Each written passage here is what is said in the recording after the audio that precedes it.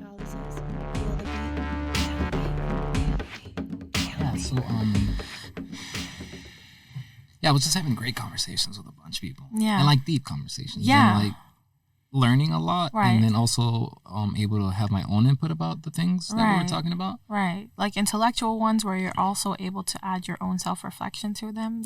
Those are the best ones. Yeah, exactly. And I always kind of talk about it on the podcast, but I started off with like awareness of like corruption. Yeah. Back when like Occupy Wall Street started happening and meeting people around that kind of stuff and just trying to figure out like why is the world unfair? You know, right out of high school, I learned unfairness of the world because they teach you a certain history there. Yeah. And then you get into college and then you start kind of doing your own research and the internet is blowing up. And so you get all this information. It's like, what is going on? There's people being, going hungry. There's genocide all over the world. Right. There's unfairness pretty much. Yeah. And then slowly I started also maybe like around the same time kind of going into more of like a spiritual based type of life. Like, how do I connect with God? Yeah. What is God? What are all these religions? Right. Because I wasn't raised religious. Are you Catholic? My family, both of my parents came up Christian. Okay. They're from El Salvador. El Salvador is known. You're Hispanic. Yeah, I can tell. Yeah, I love me some pupusas. Exactly. I'm very Hispanic educated, by the way. I'm very cultured. And El Salvador is more of a like Christian base. Yeah. Mexico is more of a Catholic base. Yeah. But they had their experiences and they kind of kept us away from it. But that left a big question mark for me. Like, what? Right. What is this? Am I gonna go to hell? Right. Am I a bad person? Right. Should I be praying? Should I, what? So all those questions came up when I was like 17, 18, 19, 20. Like, just start kind of like looking into things. Anyway, all this to say that all those years and all that time, just having like deep connection with people and having like important conversations. And I was like, you know what? I need to start recording these. Yeah. And I don't know. I feel like maybe somebody can pick something up from it. And yeah, absolutely. Well, I learn from people's perspective. So maybe somebody can learn from just hearing a conversation. Yeah. And you hit me up, or Alice connected us. Yeah. You hit me up telling me you want to start a podcast. And, you had all these, not a lot of questions, but like a lot of information. And I was like, you know what, just come on the podcast. Let's have this conversation. Like, what are you about? You. And why do you want to start a podcast? And what is it going to be about? And I was intrigued. I mean, I feel that you're absolutely right. Like the topic that you want to speak about, is ginormous, humongous. Mm-hmm. It can be never ending and a lot of education, a lot of culture. There's just so much to talk about. And also I think the main thing that you're talking about is like the experience of being a specific person on this world and what that entails and what that brings and what kind of life you live. So just tell me a little bit about that, please. Yeah, absolutely. I'm very excited to share. So my journey really started, let me start from when I was young, because I think that it's all very relevant. So I'm originally Iraqi, and I don't just put it onto my family. I like to claim that I'm Iraqi American. And the reason that I say it in that order is because I was Iraqi before I became American, because I'm an immigrant and the daughter of immigrants. I was born in Libya, in Africa. My family fled Iraq in the 90s during the Gulf War, the early 90s. And I was born in Libya, conceived there. And 4 months later, my family decided to migrate to the United Arab Emirates, where my father set up his career and life there and had us set up there too. And so I grew up there for 13 years, and I lived a beautiful childhood. I mean, it was really nice. And as I mentioned earlier, I was privileged in the sense that I never had to explain myself. Everyone looked like me. Everyone spoke the same language as me. Yes, there are different dialects, but we all understood each other. There is diversity, of course, especially in Dubai. There's people from a lot of countries. There's Europeans, there's Americans, Canadians, South Americans, you name it. There's definitely a lot of diversity in Dubai, especially. And amongst Arabs, of course, there are Arab Christians, Arab Jews, and Arab Muslims. So we had all that diversity. I myself am Arab and Muslim, and so I never had to also explain my holidays. Right. I never had to explain like what the celebration was about. I never had to explain what the food was like. I mean, we all ate the same thing. We all understood each other. And I never knew a world that existed beyond that, somewhere where I had to explain myself for someone. And that's because it was like common knowledge. Right. That was common knowledge. That was the normal. I mean, that was life. Yeah, that was life. Yeah. And then my family decided to move to America in 2009 to give us a better opportunity, especially citizenship-wise, because, the Iraqis had suffered a lot. And in 2009, how old were you then? I was 13. Teenager. I was fresh teenager. So a kid in UAE? In the UAE, yes. And teenage life in America. Exactly. In what part? So we actually ended up moving straight to Pasadena. My oldest sister had just had her baby girl, and that was the reason why we moved straight to Pasadena, to help her out and to be her support system. We weren't sure yet. She was out here already. Yeah, she had been living here 2 years prior to us. Whoa. Yeah, so, we initially moved to support her. We weren't sure if this was going to be our forever home, or maybe we might move to another country that offers citizenship too. We weren't sure. We ended up loving Pasadena, and we ended up staying there. But there was a lot of difficulty that came with that. I mean, when I moved here, I remember being called a terrorist and, hearing all types of terrorist jokes and innuendos, and just having to explain that my other language was in Spanish, but Arabic, and what that meant. And did a lot of people confuse you for being Latina? Yeah. Yeah, I do look Latina, and a lot of people have confused me a lot in the past. Until this date, they think I'm Latina. They start speaking to me in Spanish, and I'm like, no habla español. You know what's funny? For me growing up, people would confuse me for being Persian. Yep. I could see it a little bit in the eyes, the eyebrows, the facial hair. My nose. No, you don't have a big nose. No, but I mean enough. And I feel like, people talk to me in their language. Same thing. And I was like, I'm sorry, I don't understand. I don't understand what you're saying. No Nintendo. Exactly. Okay, so you got confused for being Latina. Yes, I had. And what language do you speak? So we speak Arabic. Arabic, yeah. Yeah, so all the Arab countries mainly speak Arabic. Some may include some French, depending on, where the region is. But mainly we speak Arabic only. And so I remember I used to come back home crying. I mean, I used to hear all types of slurs like, go back to your country, you're Osama bin Laden's daughter. And I didn't even know who Osama bin Laden was. I didn't know about 9/11. You don't learn that over there. It's not emphasized as much as it is here. It's not ingrained. I mean... Right, because it happened here. So everybody's shocked over here. Right. But you guys... But we don't learn about it. And I think everybody's thinking that everything belonged to Osama bin Laden over there. And plus, you were 13. 12. Yeah. You were still a kid. Yeah, I was.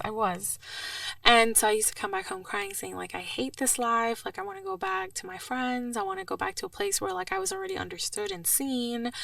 And it was just really hard. As a 13-year-old, you're already managing and dealing with all these hormones. You're trying to figure yourself out, trying to understand your identity. You want to blend in. You don't want to stand out. Not at that age. You don't even want to be the odd one out, not in that way. And I mean, the first 6 months was just really hard to adjust. And the crazy part is that everybody assumes it's because maybe I wasn't Americanized enough, or maybe that was the culture shock, but it wasn't at all. I grew up going to a private school, so I grew up very Americanized from the get-go. I grew up learning everything in English, speaking English and Arabic. In fact, although Arabic is my native language, I'm more fluent in English. Like, I feel more comfortable expressing myself in English than I do in Arabic sometimes. Do you think and dream in English? Or? I don't know. Sometimes it's in English, sometimes it's in Arabic. Yeah. So, like, when you think, because, Yeah. like, for me, I think only in English. And then sometimes when no, I don't really think in Spanish. Even when I'm Right. speaking Spanish, I'm Yeah. still thinking English. Yeah, no, I think a lot in English. Okay. Yeah, I think Sorry, a lot just in English. random question. No, that makes sense, you know? But yeah, because I went to school where I learned everything in English, so I was programmed to think in English. Okay. Yeah, absolutely. And so that wasn't the battle for me. The battle was when I moved here, and my parents moved us to Pasadena, and it was such a culture shock in the sense that I was actually pulled out of my culture. And I didn't understand that until like the last year or two. What is it? What do you mean? What I mean by that is that we didn't move to a city like Orange County, Anaheim, El Cajon, and San Diego, where like there was like an Arab community where I was able to still go and see familiar faces, Right. hear my language, see some more of my food. Right. It was more of like, okay, I see a lot of blacks, I see a lot of Hispanics, I see a lot of white, I see a lot of Asians, I see some Persians and Armenians, which are close, but just not close enough. Right. But I didn't see any Arabs. And for somebody like me, I'll be honest, like, I wouldn't even know how to tell the difference. Yeah. Because like, there isn't a Right. huge population. Right. And it's not emphasized. Yeah, You know? exactly. It's not mainstream culture. Right. And that's kind of part of the mission that I want to get into. And so I think that was the biggest struggle for me, is that like I started to lose my culture, to lose part of my self-identity, because I was always 50-50 to a certain extent. But as I started growing up in America, going to high school here, I started to drift away from being Arab and just being solely American. And the clash was within myself, the clash was within my family. It was always us versus them, you know. My parents would always be like, okay, but this is our culture, you can't forget that just because we brought you here. And I think my parents had really forgotten that me, out of all of my siblings, I was always half American. They saw me as 100% Arab because, you know, I grew up there. I, you know, popped out hearing and speaking the language. I went to, you know, I lived in an Arabic country. I had Arab friends. So it was more of like, how can you be even a little bit Americanized, you know? And to them, I guess it had never occurred because there was always that Arab side of me. But when they saw me lose it, they were like, oh no, she's just becoming American. And, Right. you know, no parent with respect to their culture and their identity wants to see their kid lose that culture and that identity, because Right. there's so much importance to it. And I think that's what a lot of immigrant parents struggle with, is how do I pass my culture on to my children without traumatizing them, without forcing them to love it, but actually allowing them to love it. And on top On of their that, own terms. you were a teenager back again, like you were saying. Like, I was a there's teenager. so many I was changes a child. happening. There was so much to take in, you know? Yeah. And so I always felt like I was like the black sheep of the family, you know? And, you know, growing up, I always had liberal thoughts. It wasn't just when I moved to America, you know? I always questioned certain things that I felt like was more feminist, as in like, why does my brother have more rights than me? Or why is my brother not scrutinized in public? Why is a man not scrutinized in public like a woman would be in certain social aspects? Why is a woman expected to take care of a household but a man isn't? You know, and I always questioned these things, but I never quite understood that that's what a part of being a feminist was, because I didn't know that word or definition when I was a baby. I know my sisters grew up like that too. Yeah. For sure. Like, they noticed, because I have two older sisters, Mm-hmm. and when I was, when I became a teenager and I got freedoms that they didn't get, Yeah. and I got treatment that they didn't get, they were like, what the Right. fuck is happening Yeah. here? Like, this is not fair. Yeah. And so there were so many things that, like, I think annoyed my parents. It's like, why does she question everything? Why? Of course. Like, why can't she just Of say course. yes? Why can't she just go along with it? Why does she have to worry about what it is to her, what it is to him, you know?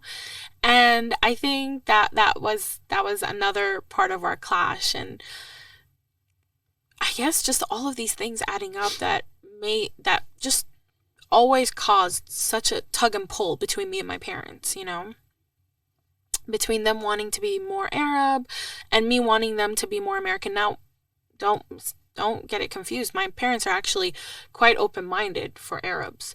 They've allowed certain things even when I was younger, and obviously they've gotten better with time. They're in the middle of the liberal conservative chart. They're not very liberal, but they're also not very conservative. My dad actually studied here and lived here in the 70s, and so did my mom when she married him for like, I think 2 or 3 years. Oh, okay. So they were they were familiar with it. Yeah. My dad was like more accepting of certain things to a certain extent than my mom was, because my mom was more of like, okay, but this is still our culture. Yeah. And my dad was more like, okay, but let her blend in. Right. Right, because you're here now. Yeah. Yeah. And so, I don't know, I think that made me like want to push my culture further away, because my parents weren't helping. My friends, you know, it wasn't mainstream culture, so it wasn't cool to know or talk about my culture. So I didn't need to really introduce it or talk about it. I just got used to hiding it. I stopped listening to Arabic music. I wasn't big on the holiday celebrations. I definitely shied away from the traditional clothing. I love the food. The food, you can never get me away from Middle Eastern food. It's very delicious. Indeed it is. Yes. That's a hard one to quit. I just spoke Arabic at home. I had 0 Arab friends. But in high school, I did go to Sunday school once a week on Sundays, and it was an Islamic school, and that was cool because like I would see some Arabs, and some of them would be Arab, some of them would be non-Arabs, but we would all be Muslim because it was a Muslim school. And it was nice, obviously, to reconnect with people from my culture and my religion and kind of have that few hours to have that again, right? But it was still not strong enough because, again, we were all teenagers and we were all struggling the same thing. And I think that's what my podcast is about. It's a message to these teenagers that I once was and that my friends once were, of how we were struggling to coexist between both cultures and affirm both identities and be true to ourselves and somehow include those two cultures all together again, and maybe hopefully deliver a message to the teenagers today, like my niece who just turned 13 actually herself, that, you know, it's okay, you'll figure it out, and, you know, you will grow into your identity. You don't have to rush it all in right now. You don't have to keep on feeling that tug and pull between both cultures constantly and feel guilty about it. And I think that's one thing that I lived with for such a long time, and I think a lot of people that I've come across do. It's that heaviness, that guilt of like, I feel like I'm doing my culture wrong. I feel like I'm doing my religion wrong. I feel like I'm committing some of these sins maybe. I feel like I'm definitely letting my parents down, my older siblings, because they were more conservative than me. They were more in touch with their culture than I was, our culture than I was. And I think that's what I lived with for a long time too. It's that guilt. And I just didn't want to live like that anymore. I wanted to kind of be free from it, and I felt like the more I was further away from it, the more maybe I could think less about it, at least. Right. That makes sense. Yeah. And I have a question. When you say Arab, like what does that even mean? Arab? Yeah. Put me on game, please. Arab is referring to all the Middle Eastern and North African countries that speak Arabic as their native and first language. That's what Arab would refer to. Is that like in comparison to like a Latino? That is in comparison to a Latino, yes. Right. Yes, so that's the same term, yes. And so then you dive in and you be like, okay, I'm a Latino from El Salvador, or I'm a Latino from Mexico, or same thing, I'm an Arab from Iraq, or I'm an Arab from Jordan, or, you know, Libya, or Syria, or wherever it is. So ethnicity, pretty much, yeah. Yes. And the same language. The same language, yes. So I feel like that would be there's different dialects, just like there is in, you know, Hispanic culture. Yeah, that's what I was going to say. I feel like Hispanic, because it's Hispanic because we speak Spanish, and then Latinos because it's from like Latin American background. Yeah. But one of the interesting things that I learned, I was doing my research, is that there are Brazilians that are Arab. Really? Yeah. Yeah. I know. That's why I was like, I haven't heard that. I know that there are some Portuguese and some Spanish words that are derived from the Arabic language, because back when the Muslim Empire conquered Spain, and then, from there, like, came out of it, like some of them went to Portugal, some of them came down to the Americas, and had a Mexico established and all that. And that's why you guys have names such as Omar or Sarah. Those are Arab names, or Yasmin even. Those are Arab names. Interesting. Yeah. So, yeah. And so then, okay, so we're talking about layers. I mean, obviously Arab American, and so Arab doesn't come with it being Muslim. Arabs can be Christians. Some of them are Jews, and some of them are Muslims. Okay. But there are 2 billion Muslims in the world. Imagine 2 billion out of the 7 billion people. Whoa, that's up there. Yeah. And okay, so those are the 3 layers. It's the second largest religion in the world behind Christianity. And those are the 3 layers that you're representing, that you bring. Like, yes. An Arab background, family. Well, I feel like it's 4 actually. Arab, Muslim, American, and a woman. Can't forget about the rights, especially in today's climate and what's going on in America with the Supreme Court, with different states, and all over the world, unfortunately.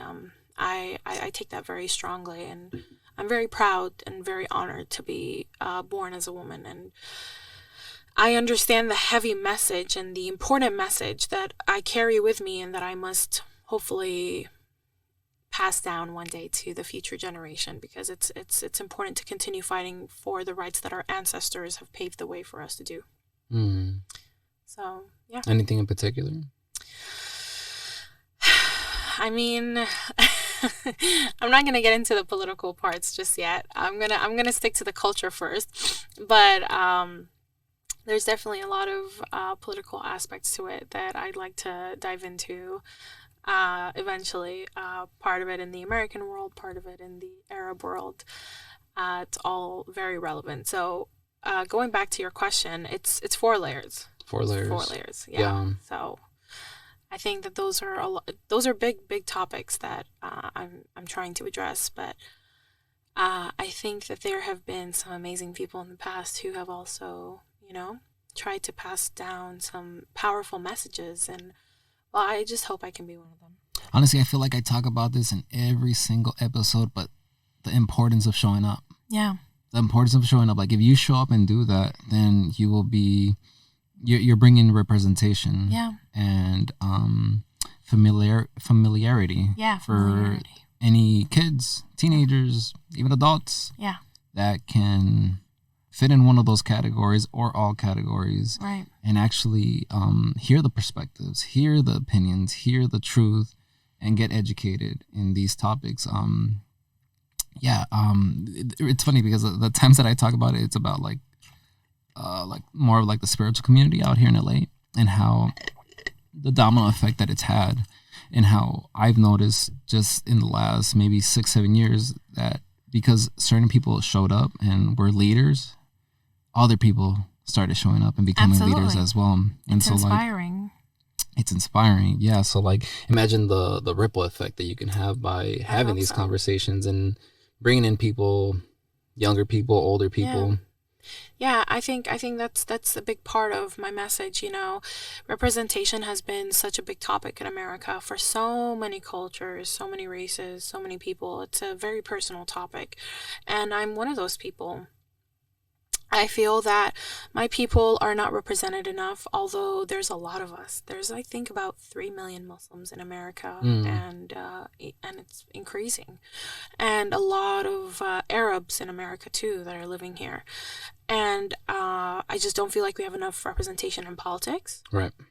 We don't have enough representation in the government and the culture itself. I mean, like and even I said, in the social world. In the social world, that's what I was just getting to.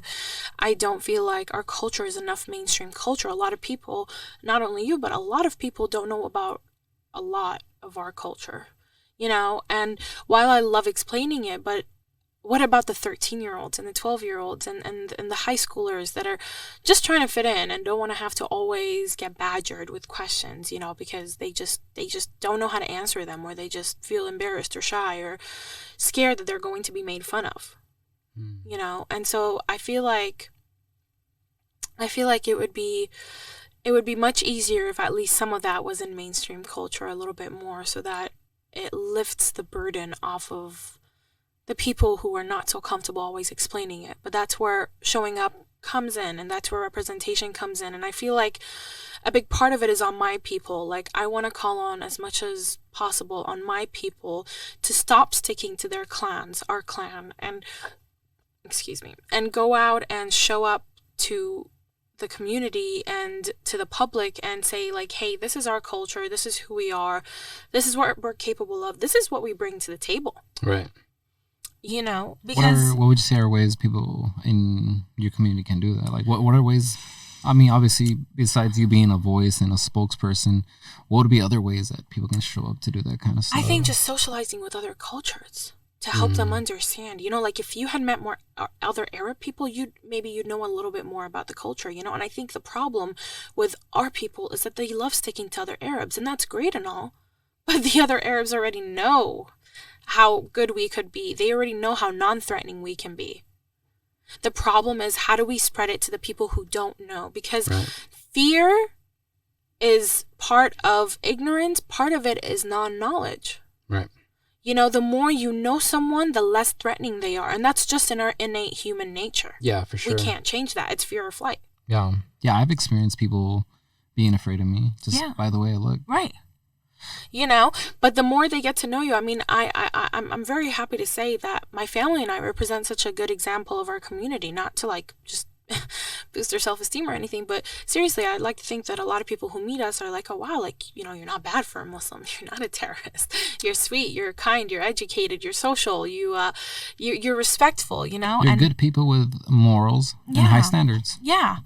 And you know, but see, and then they got to know that, hey, maybe not all Arabs are Muslims, but they only knew that by socializing with me and getting to know me. Right. And I think that's what I'd like to ask more of my people to do, is get out there and let people know you, let people see what you're capable of, how beautiful you are, how much you have to offer, what you bring to the table. Because we have a lot. How human you guys are. Yeah. Yeah. You know, I think that we've lost that humanity aspect.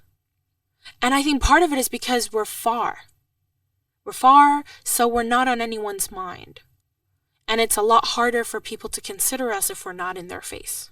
You know where you guys are being represented? I mean, it's not a big, it's not as highlighted, but it is definitely there. It's in the hip hop community. Yeah. I was, I was digging in and some sounds, some flutes.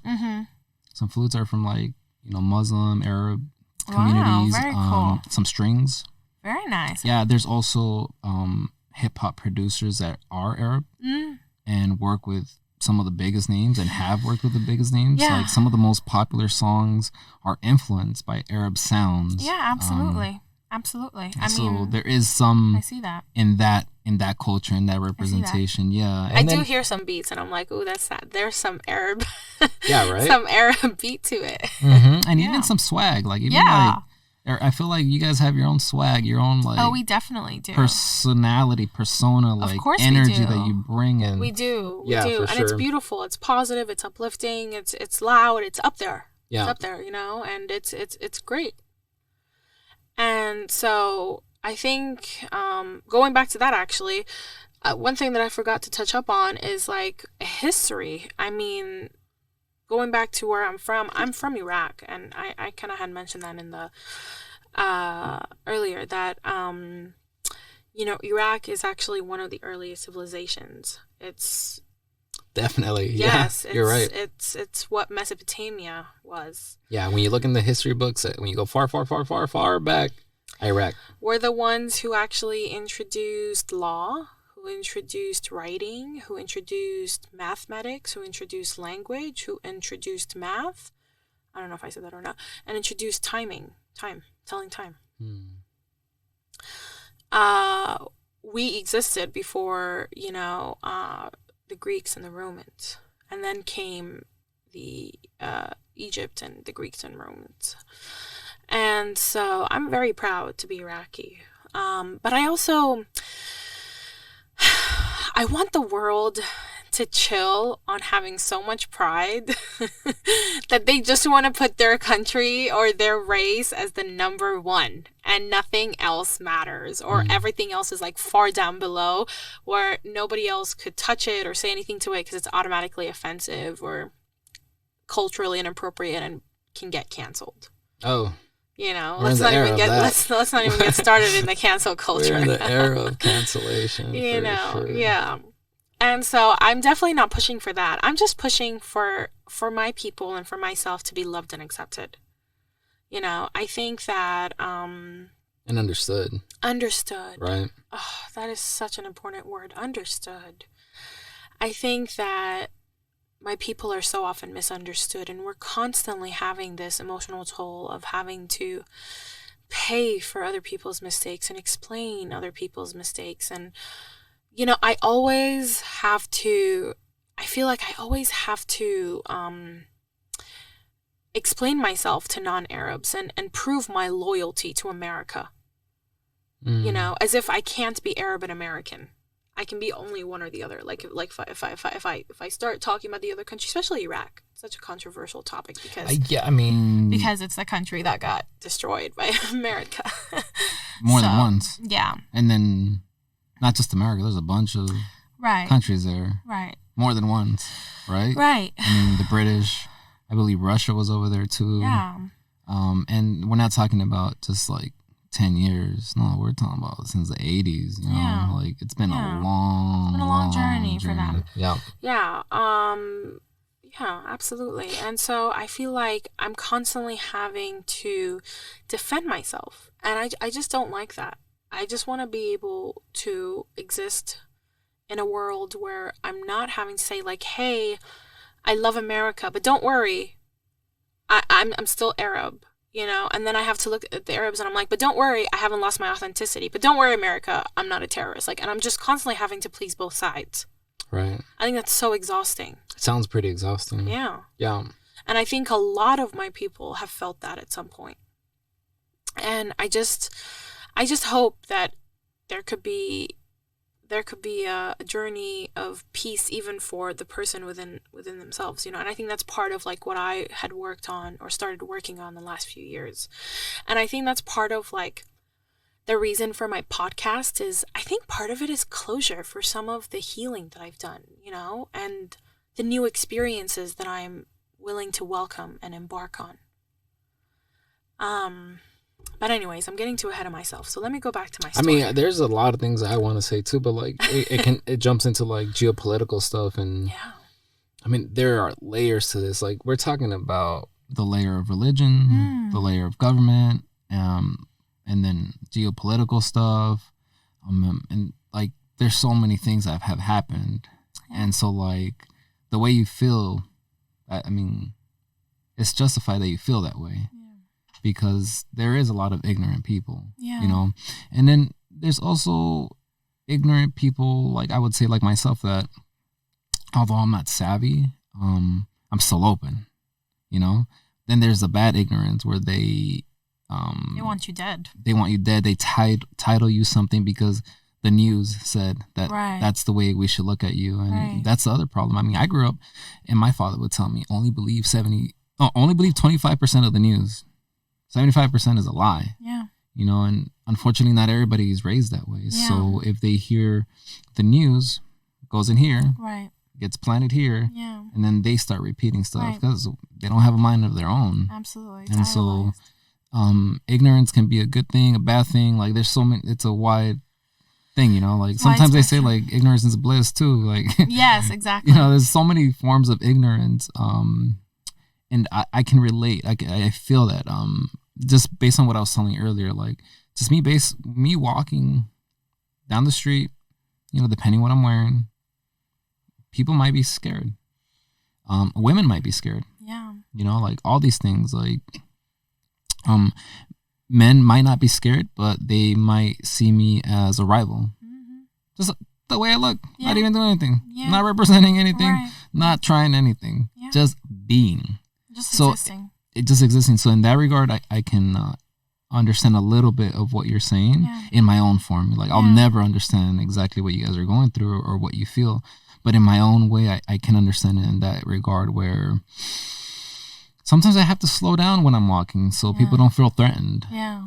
Or sometimes I have to avoid certain areas so that I don't feel threatened. Yeah. You know, things like that are fucking real. Absolutely. In the world. Absolutely. And I mean, I've been jumped. I've been hated on. You know, I've been chased. Yeah.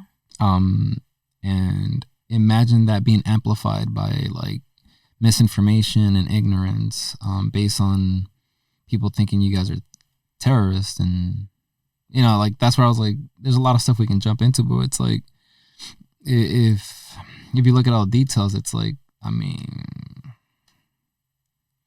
it's a lot.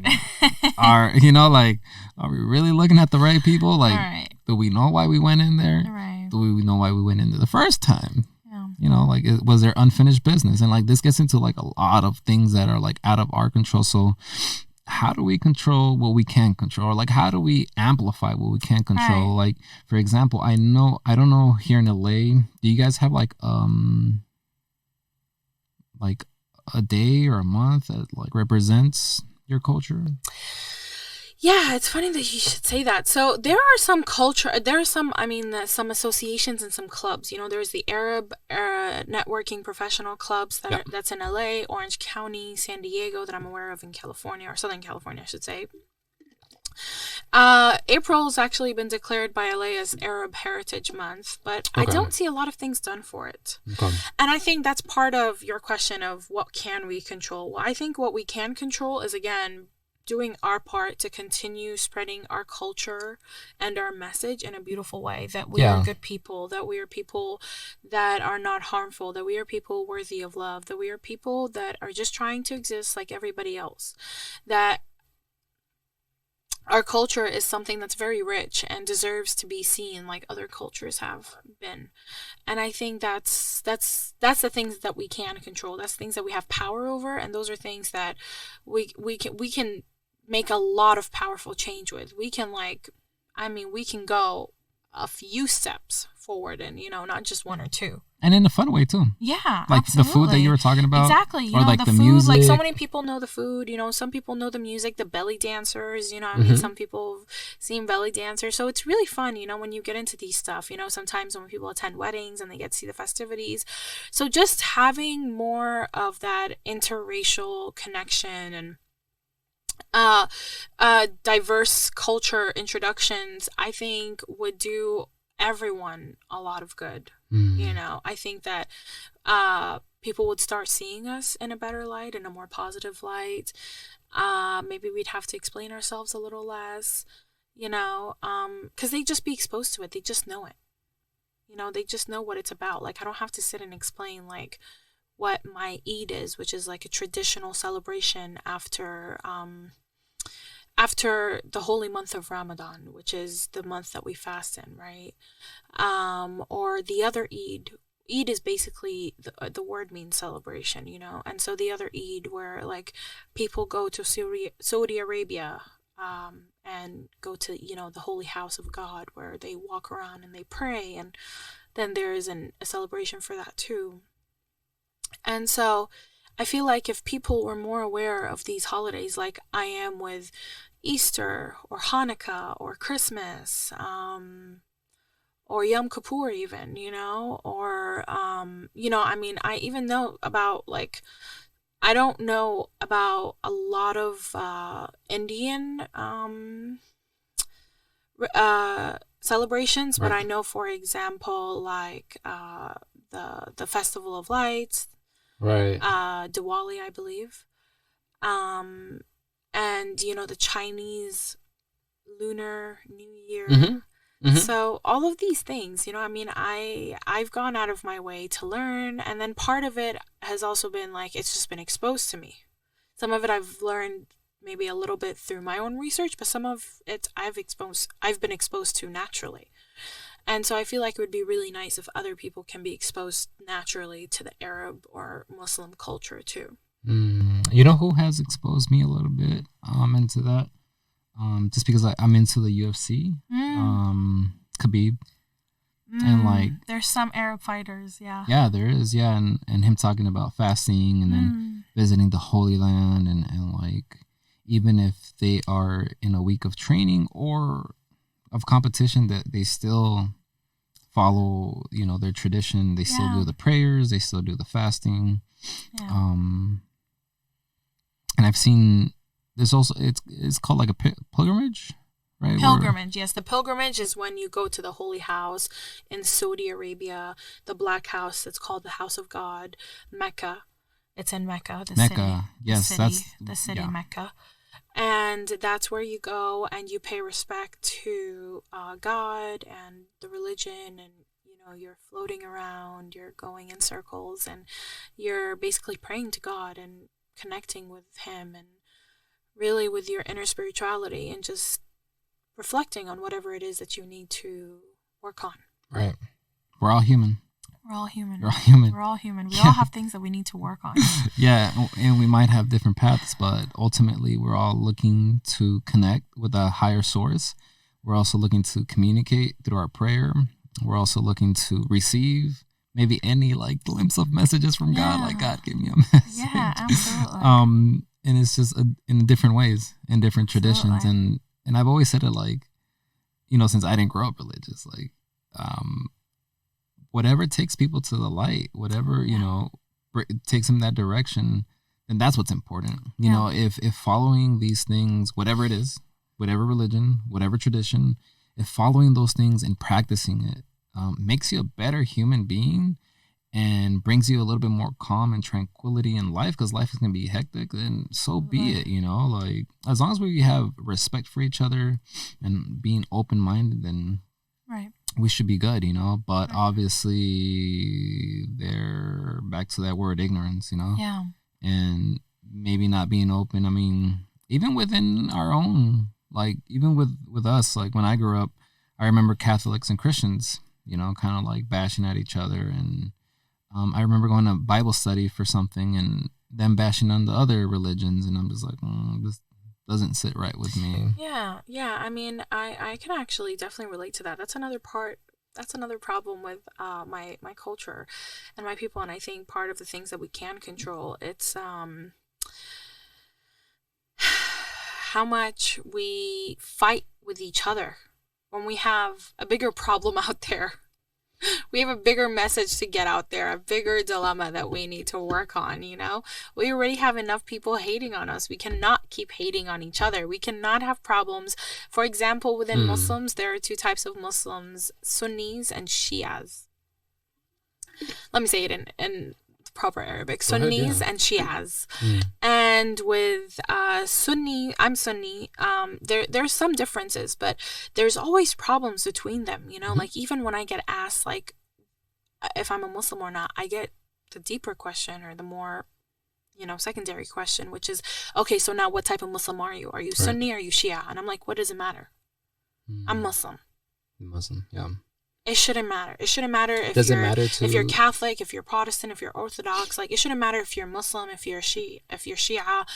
These things should not matter. Because I have people having a problem with just the fact that I'm Muslim and that I exist. I cannot have people also question what kind of Muslim I am. And then Muslims, is that an issue within Muslims too, where like if you're one Muslim, that's a big deal. There's killings. There's killings like in Iraq. There's some killings in Syria and Lebanon, you know, but especially like after the war with ISIS and everything. I mean, those were the killings between the Christians, the Muslims, between certain types of Muslims. This was where some of the problems were happening. And I was like, why are we having these problems? We are such a, and I think this is where like, this is where the mental strength has to come in. We are such a great force if we are undivided. We're so capable of so much. We have such a rich history. We have so many rich countries with so many natural resources, let alone other kinds of resources, capital. And we're fighting against each other instead of spreading a better, positive message to the world and standing united together against the people who want to fight us. You know? And I think that's my problem with some Arab Muslims here, and definitely the Arab Muslims across the world. Yeah. It's that we need to get outside of this dilemma, and it's not everyone, but the people that do have it, we need to stop seeing differences in a Muslim or a Christian Arab, or a Muslim Sunni and a Muslim Shia. Right. And making it such a big, like, I mean, fuck, I'm gonna get slack, but kind of like what I was saying, like, if that's what works for people, that's cool. Like, having that respect and that boundary, being like, well, that's them. That's what they want to do. Yeah. That's their path. That's what they believe. For whatever reason, that's what they believe. That's cool. Like, and in that sense, we can let that go. I feel that, I mean, we're the new generation, obviously, here, speaking, and I feel that we, not just like what we're talking about, but like in the whole world, we're still fighting old wars. Yeah. We're still beefing over ancestral stuff. Yes. And it's holding us back. That is not allowing us to move forward as people, to move forward as humans. Yes. And society. Yeah. We're with all the other forwardness that we're getting into, the technology, the globalization, the more connectedness that we're feeling, and I totally agree with you. I mean, we're still battling battles that should have died with our ancestors. Yeah. It's like the cycle continues, and at what point are we going to stop? But obviously having these kind of conversations and wanting to highlight other things within our culture hopefully is the solution, and also raising our children differently, because maybe that's because just they're the future leaders. We're the leaders, and then there's even more future leaders. I mean, we definitely still have the potential to become leaders, and then obviously once the time comes, the future generation become those leaders too. And I think that's very powerful, to be able to have them understand that we need the world to change. We need the world to be a better place, because for everybody, we continue to kill each other. We have no value to humanity anymore. I mean, it's not like our parents' generation or the generations before that. We have lost that respect. Whether it's, by the way, in the small things or the big things. I mean, I have a very old school soul. I have a problem with people who post on social media but don't return my text. I find that very disrespectful, especially if they're my friend. Call them out. I do. But I find that very disrespectful, and it's because we don't appreciate or respect humanity enough. People have become very disposable because everything's available at the tip of our fingers. Mm-hmm. Yeah. Whether it's a partner, whether it's a friend, whether it's a coworker, whether it's an employee, whether it's, and I mean, that is just too much. Where does it stop? Yeah. Where does it stop? It's fast. It's all going fast. It's going too fast. And I think it's important to have these conversations and remind people that these things cannot be lost while we're advancing in the world. Can I ask you a question about being Muslim? And I know you just said it. Remind me, what kind of Muslim are you? I'm Sunni. Sunni. Sunni. Sunn as in Nancy. Sunni. Yeah, Sunni. Sunni. Mm-hmm. And what's the other? Shia. Sunni and Shia. And I, for a while, I wanted to get a degree in history. And so I remember this Sunni and Shia situation in history, and I just want to ask about it, and if it's something that you're not comfortable, if I'm out of term, let me know, please, because I like history and I like information. I do too. But from what I know, that the split, and I always like looking at what happened, what's going on, where did this originate from, and I remember the split occurring based on Muhammad the Prophet family line. And then what was the other? It all started with the Prophet Muhammad sallallahu alaihi wasallam. That's something that we say after saying his name, just to bless him, because he's our prophet and the person who introduced Islam to the world. And so it started with after he died, people, obviously the message of Islam still needed to be carried on. and people didn't know who it should be passed down to. So some people assumed that it should be passed down to his friend and father-in-law, I believe, Abi Talib, or I believe it was his nephew / son-in-law, Ali. I see. And the Shias believe that it should have been passed down to Ali, the nephew who sacrificed a lot. And the Sunnis believe that it shouldn't. And I think that's where kind of like the split really had them drift apart. And so from there, the Shias started idolizing Ali as much as they would idolize the Prophet Muhammad sallallahu alaihi wasallam. And the Sunnis just idolized the Prophet Muhammad sallallahu alaihi wasallam because he was the chosen one who got the messages through Angel Gabriel from God, from Allah. And that was how he spread his message to the world. And like I said, the Shias believe that Ali was part of that too. And put me on game too. On history, in the history line, Muhammad, the prophet, was here on earth after Jesus. Yes, but he was the last prophet. He was the last prophet. Islam was after Christianity and Judaism. And it came after it. He I don't know how to word this, but he gave props to Jesus. Like yes. Yeah. In the Quran, because they're all Abrahamic religions. There's a line. We all fall from that same ancestry line. So we give religion to the Jew. We give recognition and respect to the Jews and to the Christians, because those are the three main religions considered. No disrespect to the other ones, of course, but no, they're definitely recognized, and we recognize Jesus as a prophet.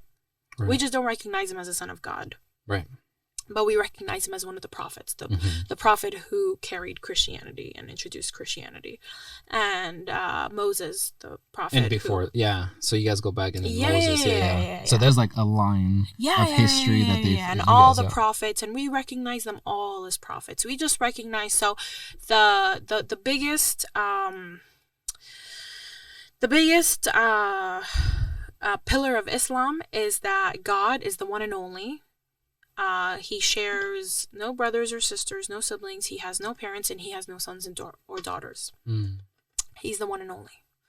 And then from there, we just had the Prophet Muhammad sallallahu alaihi wasallam, who introduced Islam by having Angel Gabriel pass the message from God to Prophet Muhammad.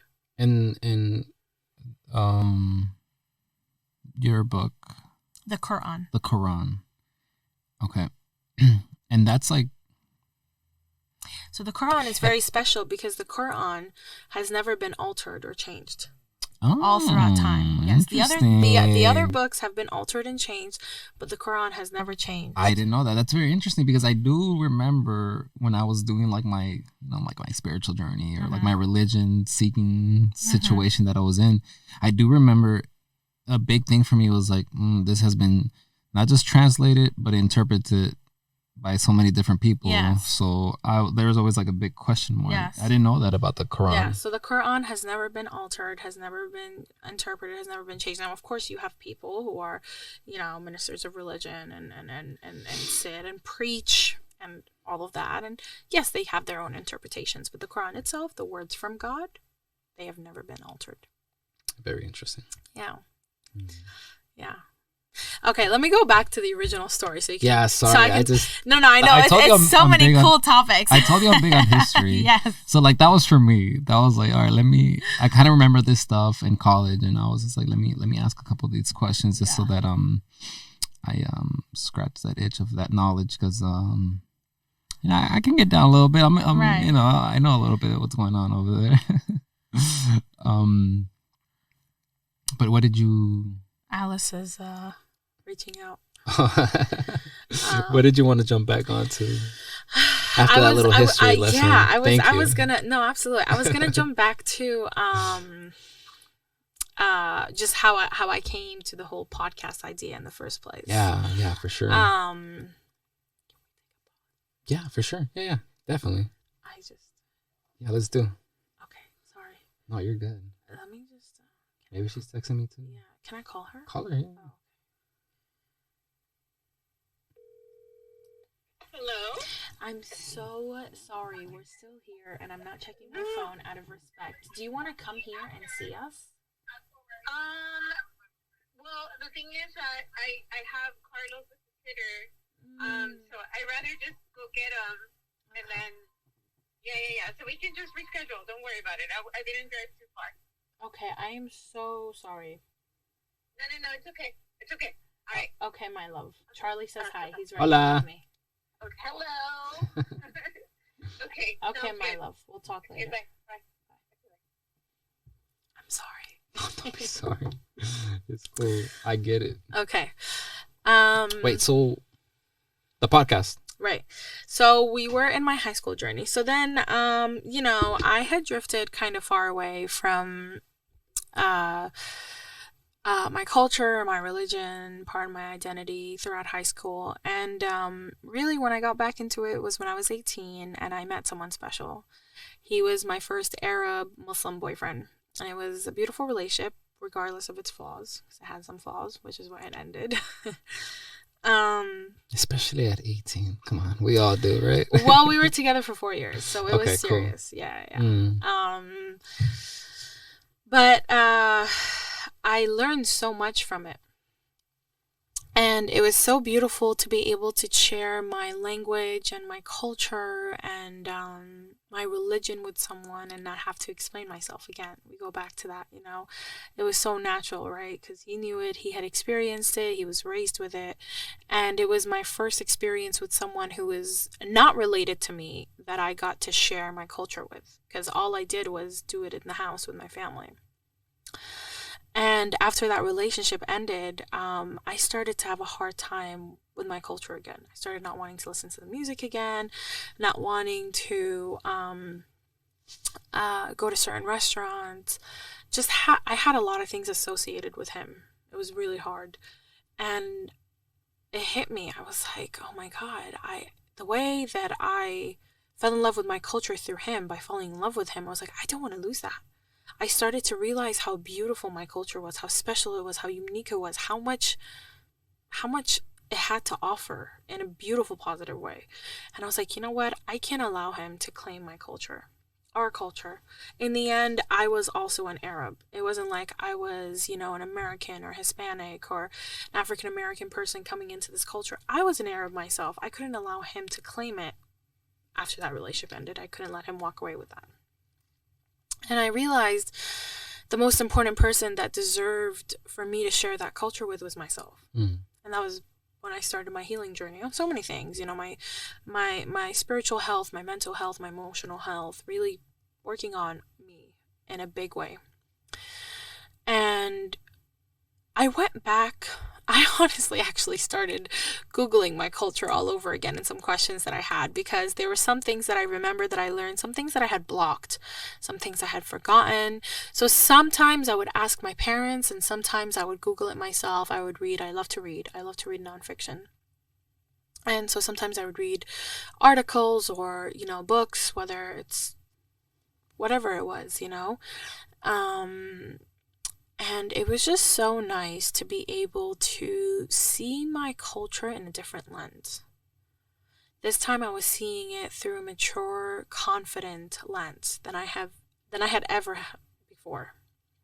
And I think once I felt that, it was such a powerful adrenaline feeling that I never wanted to let go. And since then, I was like, I need to spread this feeling, this message to everybody else who has been in my shoes or who has never experienced my culture. And what did you find? Like, what intrigued you? What intrigued you? Like about my culture or about the journey? Or? Yeah, when you were looking back into it, like, what was that sense? Like, what were you finding? What were you looking at that you're like, oh, yeah, okay, let me... I think it was accepting myself and my flaws, regardless of how I came up short. I think that's another part of where my culture can sometimes has let me down or has let others down. It's that I'm not a perfect Muslim, and I think that's where like a lot of people struggle with. I don't dress conservatively. I do certain things that go against our religion, and I feel that a lot of people are like, but how can you call yourself Muslim? I don't wear the hijab, my mother does. And I find myself always having to answer questions about, like, why am I not dressed conservatively? Why am I not, am I oppressed? Am I not, Did you ever wear the hijab? No, I never did. Never did. You only wear it when you pray, out of respect for prayer. I see. Or read the Quran. Okay. Yeah. And so I think that was the biggest part, is coming in now, feeling confident, feeling powerful, feeling like I wasn't going to be punished necessarily, at least not by people from society, because I was a grown-up. I think that I had more power within me, and I was like, I'm going to accept my flaws and still embrace my culture, and in return allow it to embrace me. And these flaws that you're talking about, like, do you think other men and women around your age can relate to those things? Yeah, and I think that's a big part of why I want to do this podcast, because I think I want to represent the non-perfect box, how I don't fit into a box. I don't check off some marks, and I still can call myself a Muslim, and I can still call myself an Arab, and I can still be proud of that and not have to explain why I'm not doing those other things. And I think that's very important, because like I had mentioned, even like going to Sunday school, I think that's part of what me and my peers struggled with. It's that we weren't perfect. We were struggling to coexist between two cultures, especially living in America, not the Middle East, even though the Middle East is westernized as well. But it's here, and it's having to accept being judged and accept that you are enough, regardless of being judged or not. Because people are always going to judge, people are always going to talk, people are always going to form an opinion. And the big thing that I once heard, and it stuck with me, and it gave me so much empowerment, was, don't judge others because you sin differently. Wow. And I realized everyone around me sins. Everybody sins. We're all humans. Because what we learned, at least in our religion, is that the only thing that's perfect is God. Not even the prophet. Not even any prophet were perfect, imagine. Let alone us human people. Truth. That's true. So I realized that these other people may have not been committing the same sins as I, but they were committing other sins. One of them was just judging me. Right. That alone was a sin. You're not supposed to be judging people. That's for God to do. Tupac said it. That's for God to do on the day of judgment. I think Jesus said it too. Yeah. Like something about, like, don't point out the splinter in my eye when you have a log or something like that. Yeah. And so I think once I started claiming that power, I started being okay with being an imperfect Muslim. Or what is imperfect? Right? I mean, it's, I guess, someone who doesn't follow all the rules. But it's hard to follow all the rules, again, because we're all going to do mistakes at some point. But I guess some people find some sins less greater than others, which I understand. I understand. And okay, let's dig a little deeper into that. When you say sins, like, what does that entail? Or, like, what, not exactly what are you doing, like, what is that, but what does a sin mean, and what are the consequences for that, besides the judgment from other people?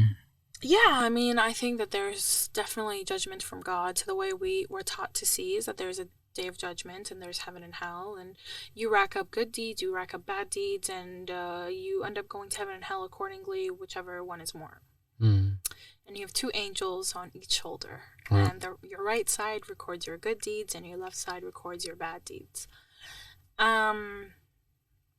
For example, I drink, and I'm not an alcoholic, but I drink, and I do enjoy drinking, and I don't mind enjoying drink, and I know that, like, it's forbidden to drink in Islam.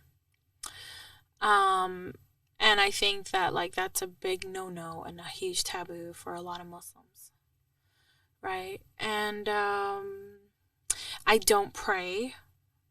I mean, I have prayed in the past, but I don't pray consistently. And I think that's also, I guess, because we have 5 pillars to Islam, and one of the pillars is to make sure you pray 5 times a day. So, I guess to some people, maybe I'm not being a good Muslim for not praying.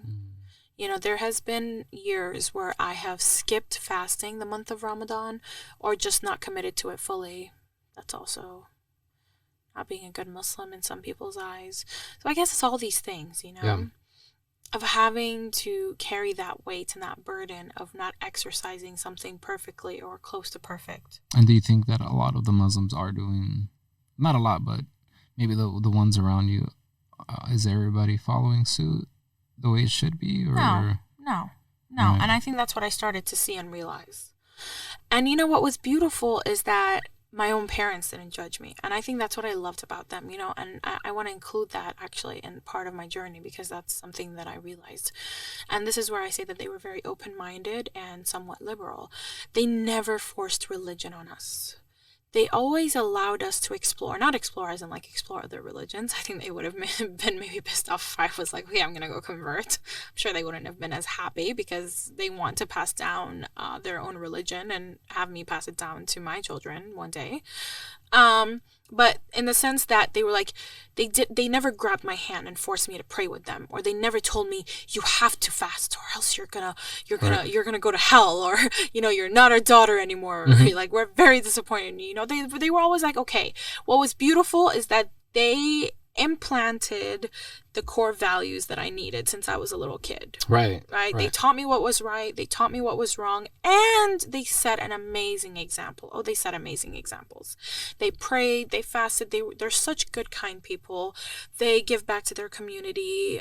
They're patient. They're understanding. They're loving. They're very, very, very loving. I hope I'm a quarter as loving as they are one day.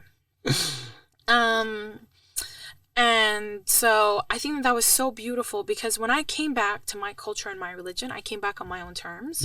I wasn't forced into it. And I think that's what allowed me to develop such a strong connection to it, where now I only want to grow with it and I don't ever want to lose it or risk losing it. And I think that's also another thing. I think I understood its worth because I lost it. I was born into it. So I thought it was a right, not a privilege. And I didn't appreciate it or respect it enough.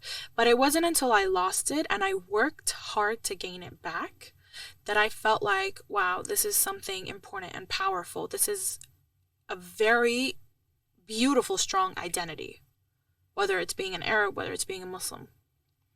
And I didn't want to lose that anymore. And not only that, but I wanted to introduce it to the people who didn't know about it or who don't know about it. And I feel like, in essence, you're trying to say that, like, you can still be a Muslim. You can still be a religious person. You can still be a good person. Overall, like a good person and a good Muslim, and perhaps like maybe not follow everything to the T, especially in this time and age and in this culture. And also not just that, but you also observe that maybe the weight that we put on each other, although when you look across the table, that person is also maybe not following suit 100%, because when it comes to habits and having to pray 5 times a day, that has to become a habit. And although they say we are, creatures of habits, but it takes a lot of effort to develop a habit. We're not the same every day, and we're not the same every year. I'm sure there's a year where you're like, yes, I did great this year, and then there's other years like, oh, I had a rough patch, Yeah. Something that kind of just came up while you were speaking is, I remember seeing a lot of my friends that were Christian or Catholic come out of that religion and never go back. Yeah. I remember seeing that as a teenager in high school and in college, them being pushed so much as kids or teenagers that when they got to age of like 16, 17, they're like, you know what? No more. I'm done with this. And like, I feel that even though they're different religions, I feel like that humans can all relate to that, something like that. of something being pushed on us and then not wanting to continue it. Or we're rebellious too at that age too. Like when our parents tell us to not do something, Right. we're gonna do it. Right. It's That's the just the- forbidden fruit effect. That's just the way it works, you know. Like, We're all sons and daughters of Adam and Eve, right? yeah, regardless of where we're born, where we come from, like those are all things we can relate in. Mm-hmm. You know, and I feel like that's something From very every important culture. from every culture and religion, and I feel like that's something that is something that's going to be important for you in your mission to highlight how we can all relate as humans, regardless of where the heck we come from, what we preach to, what we eat, you know, like all that stuff. Like regardless of all that stuff, at the core we're human, and we are gonna experience some of these same things. Yeah. You know, that is an excellent point, actually, that I have definitely touched upon in the past, and I will definitely touch upon in the future. It's that we all have common ground, and we forget that. I can actually, just from religions alone, I can pull a few verses from the three main religions. Let's just put aside the other religions, but Christianity, Judaism, and Islam. I can pull out verses from these three books pertaining to those religions, and some people won't be able to tell from which book it came from. And I feel like just that exercise alone, as an icebreaker for interreligious activities, would open up so many people's minds. Right. And allow them to see that we're a lot alike and similar than we think ourselves to be. Yeah. We just came from different parts of the world that Different are walks. and our religions came at different times with different traditions. Yeah. But we're all trying to just follow it and be. And sometimes it's similar traditions even, but they're called different things, you know? And I think that's the interesting part too, you know. I know that there's some similarity in Christianity and some similarity between Judaism and Islam. You know? Right. I think that, you know, in cultures, I mean, Hispanic culture, it's very close to Arab culture. You know, whether it's food, whether it's music, whether it's the idea of family and you know, a non-individualistic culture, but rather a collectivist culture, you know, and like sometimes the inequalities between man and woman. I mean, all these things are very, very, very similar. Can I ask you a question? I'm going to throw us completely off, but the weddings, you mentioned the weddings earlier. Tell me a little bit about that, please. Like, what is that all about? Oh, God. Those are some fun ceremonies. I feel like everybody from a young age is just born to dance. Yeah. At those weddings. Like, yes. When I see videos, it's just like a big celebration. It's a big celebration. Everybody shows up and shows out. It's we go all out. We're very loud. We're very ambitious. Yeah. Where we just celebrate and we party till like 4 or 5 a.m. And everybody's just dancing? Everybody's just dancing. Everybody's just clapping. Everybody's just singing their hearts out loudly and proudly. Everybody's just celebrating the happy couple, celebrating the union of their love and the joining of the two families, blending it into one. And it's so beautiful. Is it just a one-day thing, or?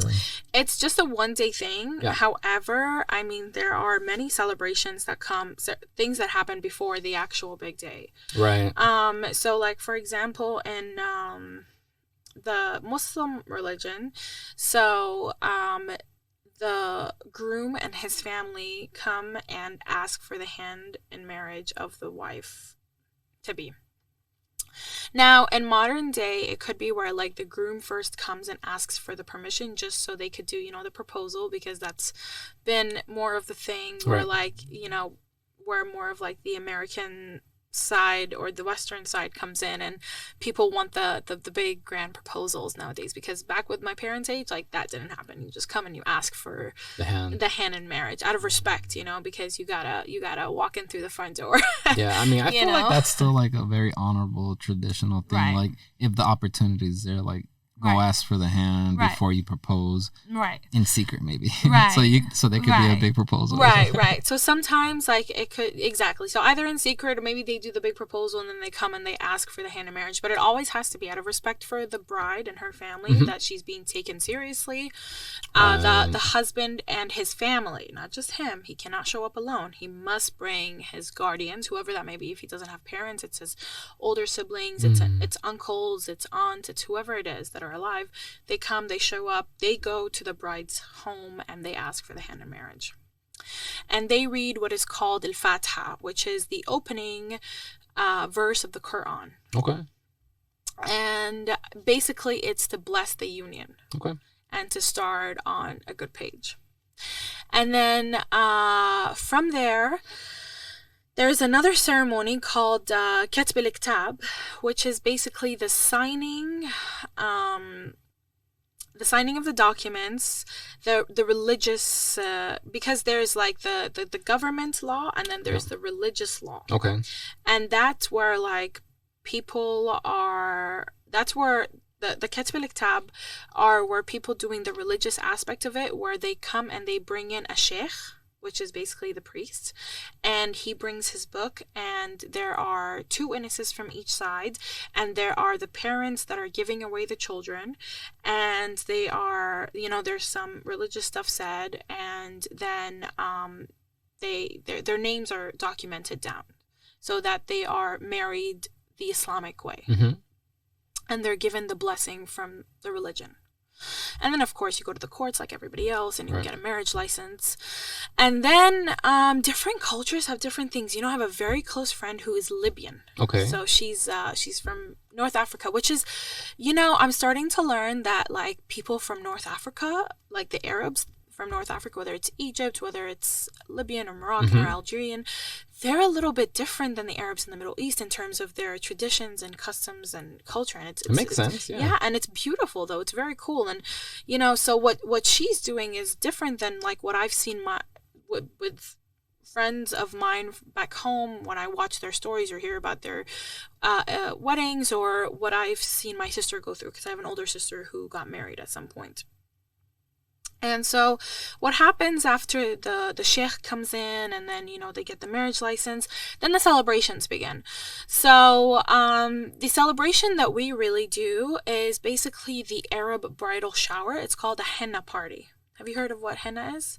Have you seen some girls draw on their hands? So that's henna. Yes. Okay. And so it's kind of like the bridal shower. So they come, it's usually women only. It's like a temporary tattoo. Yeah, it's a temporary tattoo. And so they come and, they bless the girl, and it's all the important women in her life and everything. And they draw the henna on her hands and on her feet, and they celebrate and they dance, and there's music and everything. And then after that, like, it depends on how far or close she does it to the wedding. And then after that, she has her big day where, she gets to celebrate with everybody that she loves. And that's all important in terms of, like, being recognized by society as an official, proper married couple. Like, you have to go through these steps. Right. You have to have witnesses. You have to have a sheikh, which is the priest that witnessed your marriage and your union, and you have to have parents and the families be united. You can't just go off and elope and all that. You'll be cast off as society, and that's just not acceptable. No. It's got to be a big wedding. And so that's really it. Wait a second. So. What about the food? Oh my gosh, endless food. What are, like, big foods? Like, so put me on game, please. Yeah, so we're very infamous, which I know a lot of people know, like, about our kebabs or mixed grills, right? So Delicious. yes, so we have our chicken breast, and we have, similar to what you guys have with the tacos, especially the al pastor. Actually, I've heard, I'm not sure if this is true or not, but that the Mexicans got it from us, from the Lebanese, the al pastor idea, which is putting the meat on the stick and having it rotate. That makes sense. Yeah. So we have, and we call that shawarma. Bomb. Yes. And then we have, like, similar to you guys, we have a lot of rice and stews. Okay. You know, a lot of rice and stews, you know, and we do similar things like beans and vegetables and meats, different types of meats. And we have a lot of plates where it's just the rice and the meats. And then they're flavored with different spices, and those make different dishes accordingly. I was gonna ask you about that too, spices. Yeah. So different spices. Spices are a big thing for the Middle East. You can never have something that's not flavored. We're full of flavor. Definitely. We definitely bring the heat with that. And like I said, different spices make up different dishes. So it's really quite unique and beautiful how the blends can just bring out different things. So us being out here in LA, like, it's a foodie town for sure. Yeah. What would be a spot to go? I would say Anaheim. Okay, Anaheim. Anaheim And has, because it's all based on like countries. Like what kind of foods? Like, oh, there's everything there. There's Egyptian food. There's Yemeni food. There's Lebanese food. There's Syrian food. There's what else? There's Iraqi food. Yeah, there's all types of food. You know, and a few of those streets, like Magnolia and Euclid and Brookhurst in Anaheim, you'll find all types of Arabic grocery stores and Arabic restaurants where you can just dive into the culture. You can enjoy some good hookah, and you can have a delicious and you can have a delicious plate of Middle Eastern food. Hookah is very big in our culture too. It's the cool way of filling your lungs with tobacco. Yeah, socializing, hanging out. You're making me hungry, and you're also making me want to get married for some reason. You know, I brought you some dessert that I'm going to have you try in very little. So, Sweet. Pertaining to my culture, we have a very special dish. It's called, a very famous special dish. It's called dolma. And what it is that it's grape wine leaves, stuffed vegetables. So it consists of grape wine leaves, onions, bell peppers, zucchini. Some people add tomatoes. And they stuff it with rice, beef, and some spices, and then they boil it. They boil it for a few hours, and like it comes out very delicious. And then the dessert, which is what I just brought. I don't know if you want to try it now. That's right. It's called klecha. It's also Iraqi, and so it's basically dough. I'll have you actually reach out. It's dough, and it has dates in it. And I'll have you guess if some of the spices. So this is the one with dates. This is the plain one. Why don't you? Klecha? Klecha, yeah. Let's see what we got here. This has I can see the dates. Yeah. For sure. I'm going to make a mess here. So we always say Bismillah before we eat. I forgot to tell you that. Bismillah. Bismillah. There we go. That's what does it mean? Blessing the food. Bismillah means in the name of God. And we start everything by saying Bismillah, like starting an engine, walking into our home, eating the first bite of our food, just anything we say Bismillah, just like in the name of God, to bless it.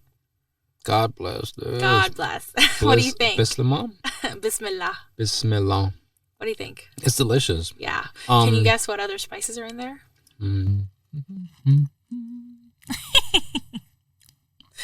There's a very big spice that's like one of the main ingredients in klecha. It's called cardamom. Okay.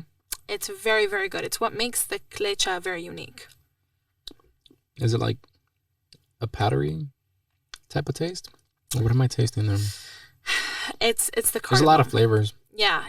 The cardamom is the main one. There's cinnamon. There's a little bit of nutmeg.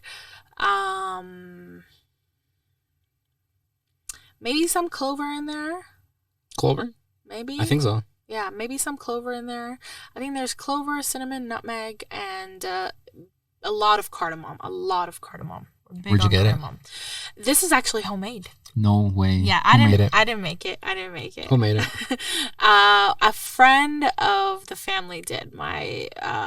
The wife of my father's friend, but we make it at home too. I've only helped make it. Like I haven't made it all on my own, but my sisters and I will get, because it's very nice. Just like how people bake Christmas cookies, we bake these things for our Eid.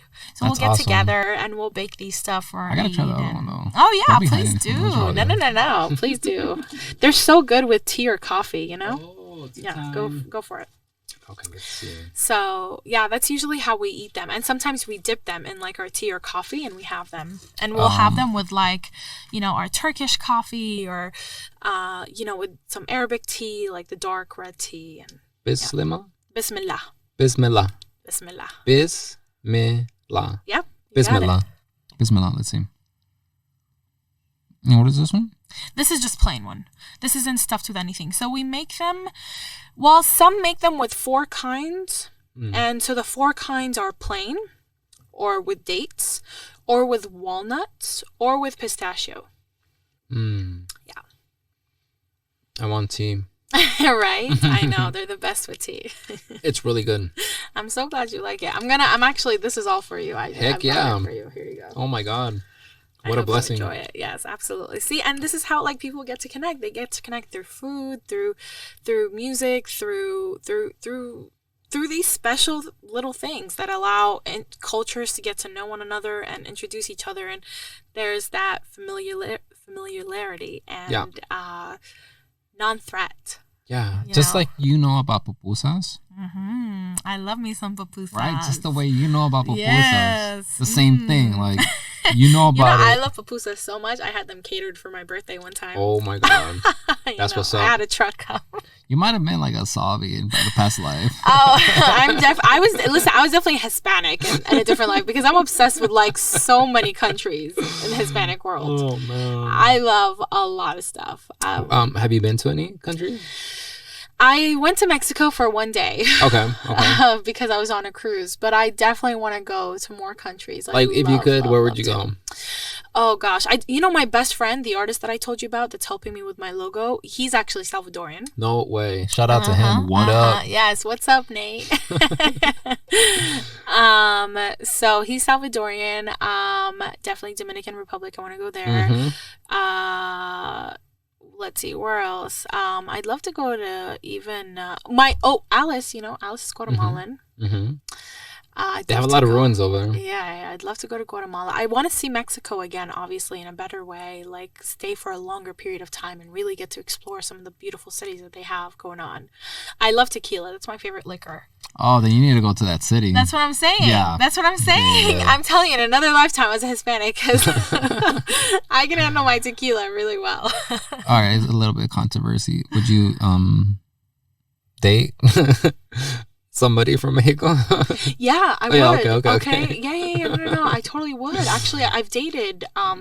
He's still like that guy. My ex was still the only Arab Muslim boyfriend I've had. Other than that, everybody else that I've dated were mainly what I've been attracted. I don't discriminate, but what I have been naturally attracted to have been Hispanics or blacks. I see. Okay, so maybe you find yourself a... Yeah, my only rule is that they have to be Muslim. I actually don't care. I don't mind the culture being, interracial. I don't want different religions. I think that would complicate things a lot. So I would definitely ask, and it's forbidden for like us to a certain extent, to especially for a woman more than a man, to marry someone outside her religion. But for my opinion, I don't even... some rules, it's just more personal for me. I want my kids, now that I understand it and value it, and even though I don't practice it heavily, I want my kids to be Muslim. Yeah, I've heard, regardless of religion, of what religion it is, I've heard that when 2 people get together and they have different religions, it could be a challenge. It's very much a challenge. Culture alone is a challenge, so throw in religion and it's like twice as much work. Yeah. And maybe you'll just visit. Yeah. Never mind. Forget my question. Hey, some people are willing to convert. Some people have converted. For sure. So I'm definitely open-minded. I'm definitely open to the idea. And like I said, especially Hispanic culture, I feel very close to it because it's very close to mine. And I have so many Hispanic friends from different countries. So I definitely love to go and explore and get to meet some amazing people through that. I love to travel. I think traveling is also part of how we get to know people and feel less threatened by them, because we get to see different faces, we get to hear different things and go outside of our bubble, our box, challenge ourselves to see and hear others instead of just constantly listening to ourselves. All right, let's get back on the serious tip. I got a question for you. When I was doing my research, I came into a lot of college people talking about how they are not white. and how they don't want to check that box and say that they're white, and how when there's something positive, they're white, and when it's something negative, they're not accepted as white anymore. That I've never had heard of that. The only time I've heard of something like that is with us Latinos. Some Latinos do identify as white. I can kind of understand it because the reason we're Latino is because indigenous mixed with Spaniards. So there's the European side. Like if I go do my DNA, I have the European Spanish side for sure, And I mean, if you look at me, like you'll see some features as well. I'm not fully indigenous anymore, right? Like that's how Latinos came out. So I can understand how some, and this is a very triggering conversation for Latinos, how some Latinos will say, "Oh, Spain is the motherland," or "I identify as white," because Spain is in Europe and those people are white. That's the only time I've heard that before. And so while I was looking at, what does it mean to be an Arab in America, one of the topics that came up that I saw, I was like, big question mark, was for some reasons. Oh, wait. Early on, Arabs that were coming to America were identifying as white so that they can get documentation and I think it's part of assimilation, and I think it's part of survival that they had to do that. Now, mind you, we were also, by the way, dominated by Europeans. So a large portion, like Iraq and India, which is part of the Middle East, and even though they have their own, they're not Arab, but other countries, they were dominated by the Brits, and then countries such as Lebanon, Morocco, Algeria, they were dominated by the French. Okay. So that's why actually you see a lot of Arabs that could completely pass off as a white person, and you never even think or question that they're an Arab, because they, they're the typical white skin, blonde hair, blue or green eyes. I have noticed that, you're right. Yeah. But I think another problem too that I am big on, I actually want to get into politics, because part of why I say we lack representation, sometimes I have not even been able to check a box that says Middle Eastern because that box does not exist. That's not okay. There are way too many Middle Easterns in this country for us to not be able to have a box of our own. Right. That is absolutely disrespectful and not okay. I don't want to be checking off that I'm white, or technically even Asian, because I exist in Asia. The Middle East is in Asia.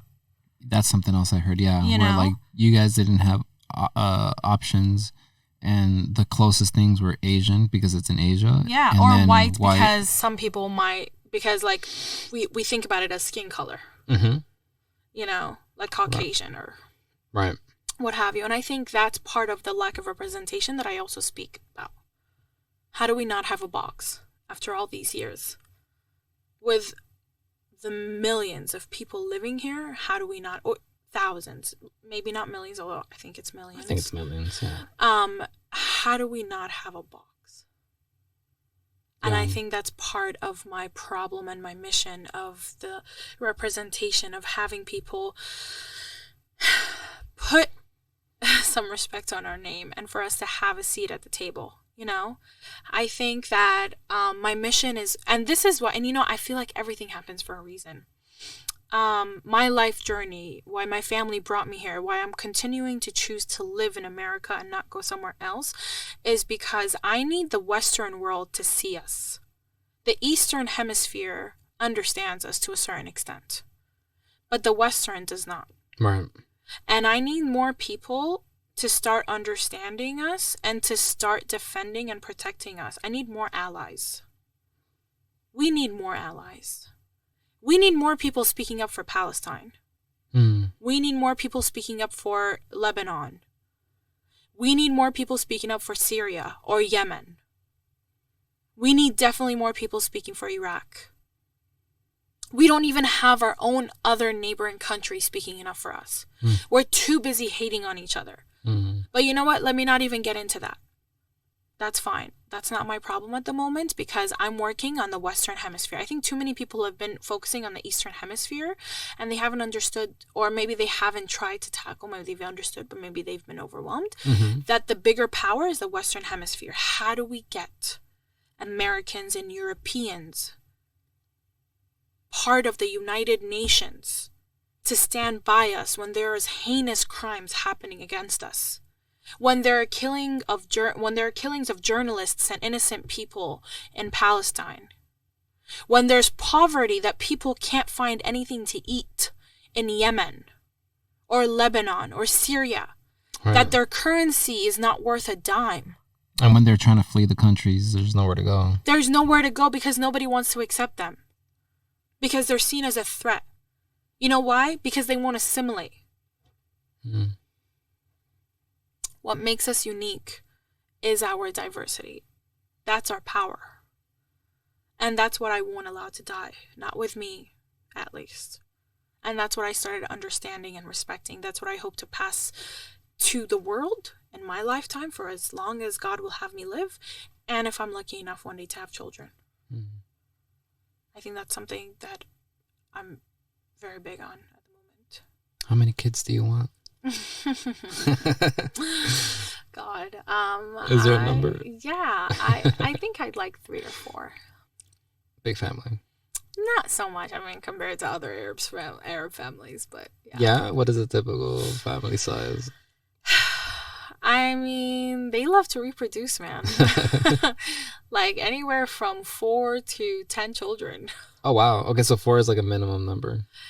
Yeah, I mean, listen, in today's generation, in today's world, it's getting changing. harder. Yeah, it's changing because the women aren't staying at home because it's hard with today's economy, and it's more power to them. You know, we're having more stronger, louder voices where we're fighting for ourselves, where we don't want to just stay home, where we want to do more with ourselves for ourselves. You know? Yeah. Let me pick your brain though. Like, what about gender roles? How do you feel about those things? Oh my gosh, I hate those things, and I always fight against them. Like what though? Like what? Like a housewife. Okay. You know, I mean, especially in my culture, it's expected more of the woman to be able to cook, clean, and maintain a home, and the man not to do that. And I think it's 50-50. I think it's whoever can get on it that day and whoever can take care of it. You know, it's never one side does it all. What about in regards to like partnerships of like definitely opening a box here, like Pandora's box. Yeah. Of like masculine and feminine energies. Yeah, those kind of things. How do you feel about like that? Yeah, I mean, listen, I can kind of understand and respect them, but again, I have such a hard time trying to put people in a box, and I think it's because people have also tried to put me in a box, and maybe because I exhibit some masculine energy and not like 100% feminine energy. I can be loud, I can be assertive, I can be, you know, I'm very forward, and so I come off as very threatening to some people. That's aggressive, even though it's assertive. I'm very goal-oriented, very ambitious. So to some people, that's not feminine enough, that's not small enough, that's too loud, that's too out there, that's too big. You know? What about feminine traits? Where do you have, I mean, you have to have feminine. It's your natural. Yeah, I do. I mean... Are you playful? Yeah. Are you creative? Know, I'm creative in certain things. Okay. I'm creative in terms of planning. I'm not so creative in like art. I can't draw to save my life. That makes 2 of us, to be honest. Yeah, but I'm creative in terms of planning and putting things together. I am playful. You know, I love fun. I'm very fun like, and when funny. it comes to like, I love to dress up. I love to take care of myself. There So you that's where the feminine energy comes in, right? So yeah, I can definitely be very girly. Although growing up I was like half girly, half not, because I was very athletic. Very, what very about athletic. like when it comes to like dating and like courting, like does men have to take like the lead a little bit and plan stuff? Well, that's the thing. So like I'm open-minded, but then there's also the old schoolness, but then there's also the feminist in me. So what does that mean? Put me on game. Let's say I'm trying to date you. Yeah. And I've never approached the feminist. Right. I've never experienced So that. Like, what is that? So that's how can a man right. That's the problem connect with the culture. Okay, so that's the the thing. woman Right. that has a strong feminine frame? Yeah. And vice versa, by the way, because, I speak to also the Arab culture that, because I'm attracted to Arab guys too now after my experience. And like, for example, a lot of Arab guys are not attracted to women who approach them first. They like women throwing them hints and signals, but they don't want the woman to make the first move. And that's very hard for me because for me, I've never seen the difference. I mean, I don't mind if I go up to a guy and I'm like, hey, I think you're cool or you're attractive or I'd like to get to know you better. Have you ever done that? Yeah, I have. Just like that? Yeah, I have. I definitely have. Lucky guy. And I've not minded it, but I've never done it with Arabs. I've only done it with non-Arabs. Okay. And I feel like with Arabs, I mean, it's perceived that the woman's easy or that she's not to be taken seriously if like the woman is to approach you first. And I think that's hard for me because that's where like my feminist idea comes in. But for me, I like a man to come very respectful. I think that in today's dating culture, especially in LA, I'm really not here for it. Who is? Right. Not even me. I'm not here for it either. Right. Like it's whole different world. Men and women are savages, Yeah. We go back to people not having respect or what was the word I said? They didn't have there's no value to human for life, sure. value to themselves and value to others, and everything's fast. Yeah, everything's fast. Easy come though, easy go. Yeah, who's next? Right. And I think that's my problem is that I have been on dating apps. I don't mind them, I don't knock them, but it's the culture and the nature of them. It's like, okay, I'm talking to her, but if it doesn't work, I got 10 other girls lined up, or I got 5 guys lined up, And it's like, even when you're talking, you're like, oh, what? But I want to be able to juggle like 4 people to keep my options open. And I'm like, what? I don't got time for that. Right. I got a bunch of stuff to do. All right. I'm like, I'm barely being able to keep up with you. You Yeah. want me to, you want me to, have 5 other guys on the sideline? Like, I just can't. It's not like the way it used to be when I was younger and I had like ample time. I have other goals that are actually more important to me than having to sit and find a partner. I don't know, just me, just who I am. I've never had the ability to have feelings for multiple people like that. I guess like if it were to happen, then I guess I'll be open to it and just experience that. But it's more of attraction though. It's not feelings. That's what people are going through. They're not going through feelings. They're going through attractions. Okay, that makes sense. They're going through attractions. They're not exactly thinking with their hearts. They're thinking with their body parts. Right. And I think that's where the problem's coming in. So I think for me, and that's why like I've been single for 3 going into 4 years. I've been single since my last relationship, and I think the reason why is because I want a man to be confident enough to say like, hey, I want you, and I want only you. And I'm willing to do what it takes to do the work and be in a committed relationship. I think men are looking for that kind of stuff too. Somebody that gives them that fuck yes type of energy. It's very hard to. It's very hard to, yeah. And I haven't found the man yet because a lot of the men that I've been coming across, they have not been wanting that. They've been wanting an easy girl. They've been wanting a like girl who just goes with the flow and all that. I'm like, no, where are we going? What are we doing? Like, what are your goals? What are your plans? What are your ambitions? What are you adding to the table? Because after I've done the healing, the self-work from my relationship, I learned a lot. For sure. Post my last relationship, about myself, about relationships, about guys, about friends, about life, about everything that I wanted, and I'm still learning, but I did so much internal work, like almost like I took so many crash courses about just self-reflection, and it wasn't like actual courses, but I just did so much internal self-reflecting that I'm able now to spot red flags immediately. I'm able to say, okay, you're not worth the trouble or the risk, and I'm able to say like, hey, the feelings, right, and I'm able to say like, hey, I bring a lot to the table, and what are you bringing? I know that I'm not looking for a person to complete me. I'm looking for a person to add to me. That's fucking dope. I think that's both men and women should look at it like that. I think that we should give ourselves our own value. A lot of the time we allow others to dictate that value. And when they walk away, that value walks away with them. Yep. Absolutely. And that's a problem. That's a huge problem. And it's that justification for all of us that I think we're struggling with, because no one's knowing their value because it's constantly changing and being redefined through social media. Yeah.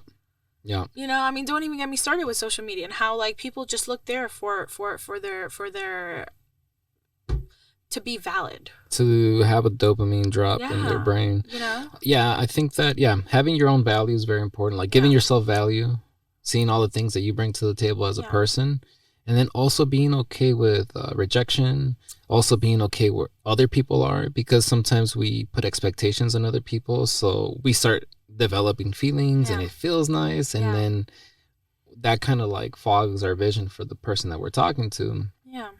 And also being okay that they might disappoint us and it might not be what we thought it was going to be. Exactly. I feel like both men and women experience that. And then being clear with what you want. Yes, and being true to who you are and your intentions. Mm-hmm. Yeah, absolutely. Yeah, I think which takes some time sometimes to figure out what the other person is at. Exactly. But it's knowing who you are and what you want. And I think a lot of people, you know, that's why COVID was really hard. It's looking yourself in the mirror and really asking yourself those hard questions of who am I? What do I want? What do I want out of myself? What do I want out of people? What do I want out of life? You know? And I think that a lot of people struggle with that. So if someone's trying to date me, I need them to understand that. I need them to have done some self-work, ready to continue to do self-work with me. Yes. You know, I can't have them like working through some damage already, because I feel like I'm going to distract them and I'm going to be dragged into the damage. And that's not talking shit. That's just truly being honest about I've done the work and I didn't include anyone with me during that work because that was something I needed to do on my own. Right. And also being mature enough to know that if you do get in a relationship, you guys are gonna trigger each other, because that's just part of life. People, right? We're coming from different walks of life and coming together into one, and it's like, how can you not? And I think that's another thing, is that the people you love are going to hurt you and disappoint you sometimes. But what is the level of hurt? What is the level of disappointment? What is the level of of all these things? I mean, it can't be a disrespectful level at a daily basis, because that's a problem. Right. You know, but people are going to make mistakes. How do they fix it? Right. How do they learn from it? How do they do better from there? Absolutely. I think that's the better question, you know. You can't just write someone off either. I know it's hard, but you can't write someone off. And we cannot just give up on people easily. See, here's the problem. People fantasize too much about how great weddings are and proposals are, because they're so great on social media nowadays that everybody wants to jump to that. Yeah. But nobody wants to stick to the everyday rough work. Right. That's the real work. There's some good memes out there, like where they're talking about, like, if I'm looking for a partner that's done work and that understands that there's going to be some work to be done. That's what I'm saying. And it's like, it's not just going to be that, because like there's also going to be nice moments and beautiful moments and great experiences. But there's going to be trials. There's going to be trials. And do we have the tools to be able to get through these things? Yes. You know, can we? And how do we work as a team, not against one another, but together? Yeah. Yeah. The communication style. Also, a big thing for me that now that I realize is, what kind of family do they come from? What kind of family do they come from? Because, like, for example, when I look at one of my last relationships, they came from like a very dysfunctional family, and there was very bad communication. Yeah. So I came from, I mean, not the best family, but we had communication. We would talk things through, you know, we would give each other the time to express and to listen. Yeah. And that to me is high in value. Absolutely. Right? And so if the other person doesn't have that same value system when it comes to communication, then that means my value is just mine. Yeah. And theirs is down here when it comes to communication, because they don't deal with the issues through communicating and then through action, through change behavior. Right. They deal with it maybe by ignoring it. Right. Or stuffing in those feelings and then exploding later on. Or being emotionally abusive, or a lot of things. Exactly. Yeah, so like those are the kind of things that like I think about too, where it's just like, I feel like even though we started the conversation on like gender roles and masculine and feminine, even though that there are differences in how we show up as individuals for each other, there's still a lot of similarities. Absolutely. And I feel that one of the things that we all crave, which is so crazy because it's a human earthly thing, and it's simple, we just crave connection. We crave to be seen and heard. Seen to be heard. Yeah. we crave to be seen and heard. And I mean just daily interactions. You know, my parents always taught us to be very humble and to talk to everyone and anyone, and to never treat anyone differently, no matter what their status, what their wealth, power is, and all that. And Right. I find so much power because I like to think that I'm a very friendly, personal person, very outgoing, very much an extrovert. I love talking to everyone, and I think that gives them so much energy and so much happiness. Just having had a 2-minute conversation of just asking them how their day was, what they're up to, like, Mhm. you know, like them maybe telling me about like their problem or something, you know, it just feels so good to them, and it feels so good to me in return, because I'm like, wow, like that meant a lot to that person. Yeah, You know, for and sure. it's just so beautiful. And all I did was just ask and put on a smile. It changed their whole day, even their whole week. Absolutely. So back to my question. How does a man in this day and age, like, at you as, you know, you Can't ask me to Netflix and chill. you First can date. okay. That is a problem. Like, Oh, you shit. cannot ask me to Netflix and chill. And as much as I don't like gender roles, okay, this Yeah, is gonna sound a there we little go. bit Let's go. hypocritical. Let's do it. I feel that I'm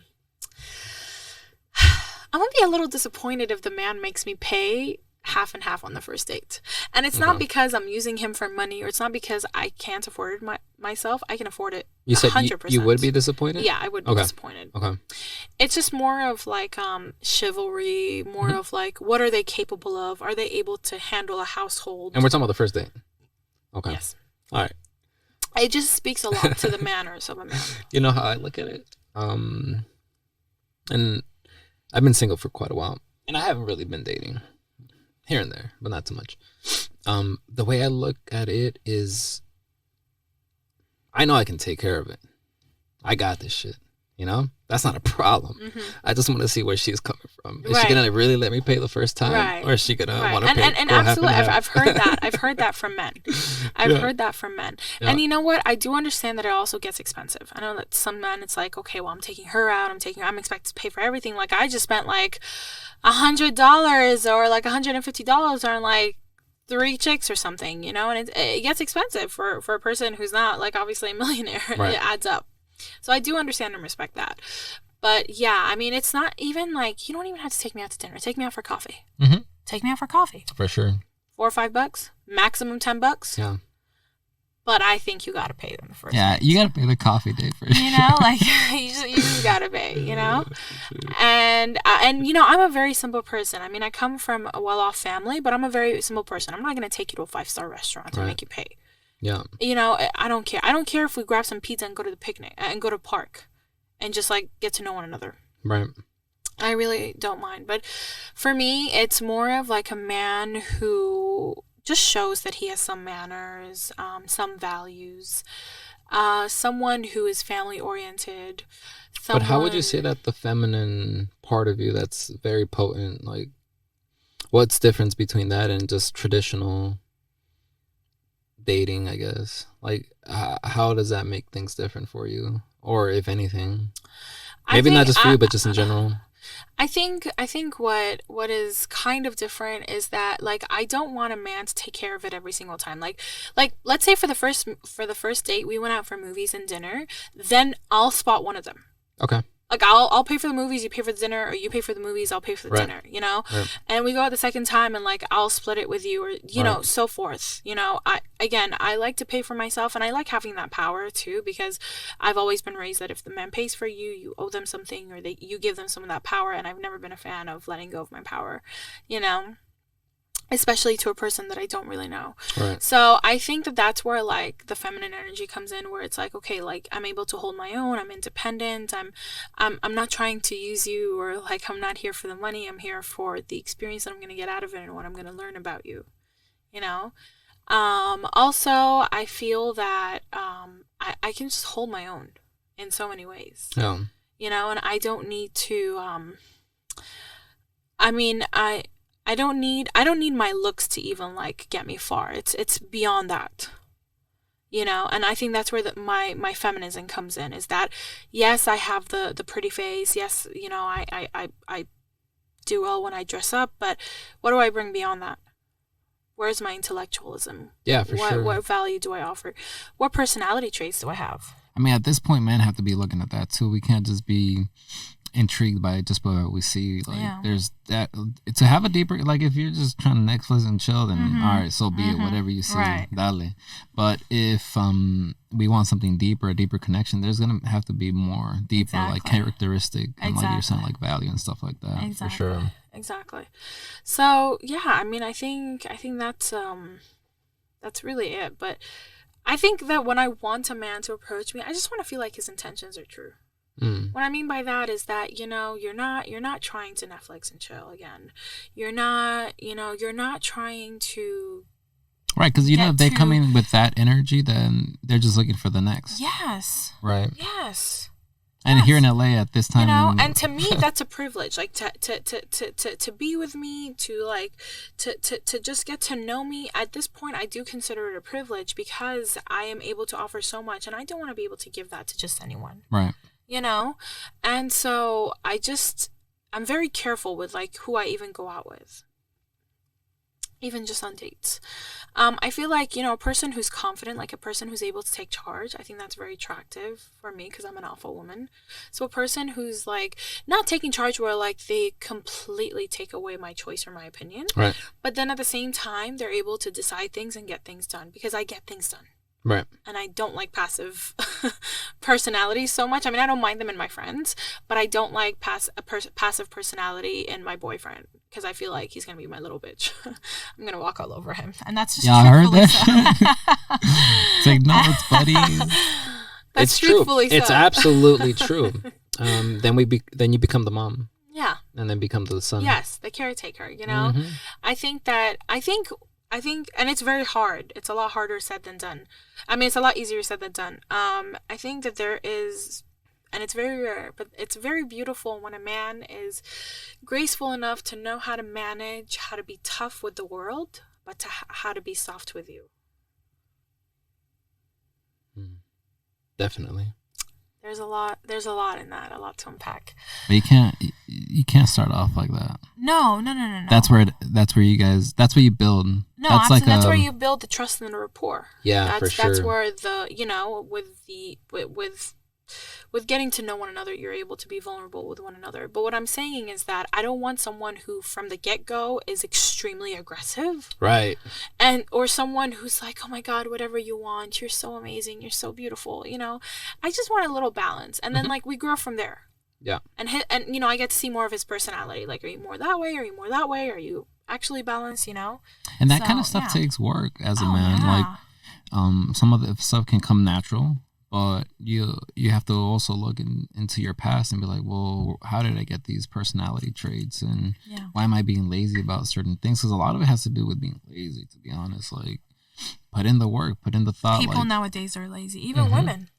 Even women are lazy. No one is willing to put in the work, but everybody complains. And I think that's my thing, is that I put in the work. So I want someone to show up and show out. And that's why I was saying, like, I'm currently not even dating. I haven't even, like, been interested in looking at men and, like, thinking about them that way. Like, yes, I'll see a cute guy. I'm like, oh, he's cute. But until I see a man who's really comes with the energy that, hey, I want you, I'm interested in you, and I want only you. Yeah. And I'm ready to see where this goes, I'm good. And it's not because I want to get married tomorrow or maybe even in a year or two, but it's more of like, I got a lot going on. Right. I want to accomplish a lot. I'm actually happy just being me and by myself. So I don't need a man unless he's going to add something positive to my life. Yeah. And I refuse to lower my standards to have someone because I don't feel alone or I don't feel like I need that. Yes, we all have lonely moments. During different seasons especially, but that will not allow me to lower my standards. No, because then it's just going to become a headache after and heartbreak and toxic. Waste of time. That's where the toxicity comes in. Sure. Yeah. Because then you're like, you skipped over all the red flags just to have someone. Yeah. I think what you said is fucking goals for people. Like both men and females, men and women should look at it like that, where it's like, where they're both like kicking ass in whatever they're doing.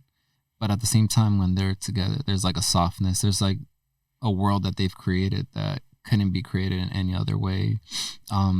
yeah, like for me, for example, like I would joke around with my sister, be like, I need to date somebody that's as busy as I am. Yes. Because I yes. Preach. I have a lot of things to do, a lot of things I want to do. I can't be texting you all day. Right. That is one thing too. People want to be texting all day. Mm-hmm. And that's what I'm saying. Like, how do you get to juggle 5 people? I can barely keep up and text one person because I'm doing so much a day. And then some people don't even want to text at all. You know, yeah. I like to text. I like to keep up with a person. I want a phone call or like ask you like, hey, how was your day? Like, you know, everything. That's of course nice. You know, especially that I had a very intimate connection with my previous partner. He was actually my ex-fiance for a period of time. So, you know, we were very, very, very close. But again, I you know, I'm at the age, I'm no longer like 18 or 19 where I'm just doing one thing at a time. I'm juggling like 5-6 things a day. Right. You know, and I'm most likely going back to back to back. What men need to do is to look into their family history, be realistic with themselves, look in the mirror. It's okay if you're a weak bitch or if you have some things that need some work or like or if you've gone through traumas. Men go through traumas too, or emotional abuse. They do. It's okay. Whatever it is, wherever you are, it's okay. Completely fine. What is not okay is to stay there and think you deserve something else. Yes. So put in the work, however that looks. You know, a lot of people bypass it now because there's like a bunch of other stuff. But no, go if you need to go to therapy, go to therapy. Oh, it's very important. If you need a male mentor, it's abundance now, especially with social media. If you need to sign up to a course of whatever, how to be a man, how to be a partner, things like that, do it. We're not as limited as we used to be. You can reinvent yourself every day. You can grow every day. But you have to choose to show up and do the work for yourself. Yes. And then when you get there, that's where we were talking about. Then you can be like, you know what? I know what I fucking deserve. I deserve somebody that gives me that fuck yes energy. And then we can continue to do the more work together. That's part of life. Yeah. It is part of life. Another thing that you reminded me of that's been a very popular topic nowadays, but it's been around for a long time, is generational trauma. You know, you were speaking trauma and families and all that generational trauma. I definitely have experienced and I've dealt with generational trauma. I've seen some things that my parents have passed on to me that I did wrong in my past relationship and that they've learned from their parents and from the culture and everything. And it keeps being passed on because they don't know any better. And I'm hoping to break that. Yeah, for sure. No, I hear that. Yeah. When it comes to like generational trauma, there's like a theory. What is it? Attachment theories. And so we either develop anxiety, and like an anxious type of energy, or a dismissive type of energy. And so like, in order to figure those out, you got to look at those things. Yeah. It's not fun. Yeah. It's happening to the subconscious part of the mind because those things live in the subconscious, right? And we kind of don't really see it in our teenage years and even in our early 20s. We don't really see it. It starts coming out like mid-20s and in our 30s. These things that come from family trauma. Yeah. Like, even if your parents didn't want you to be traumatized, everybody has some type of trauma, to be honest. You know, at some point, some way, somehow. Absolutely. You carry it with you just from what you experience. Like some people have abandonment issues. Some people have like intimacy issues. And so like, I mean, we're getting deep into it. Like at that point, it's like, that's why it's important to be centered within yourself and be able to like see the person in front of you for who they are. And also having compassion, like, because I know what I've been through. I know what I've worked through and I know it's possible. So also like, a balance of like, okay, this person's working on themselves. I can go along for this ride. Or you know what? They're not really doing the work and I'm not going to be the person that, what is it called? Sees their potential.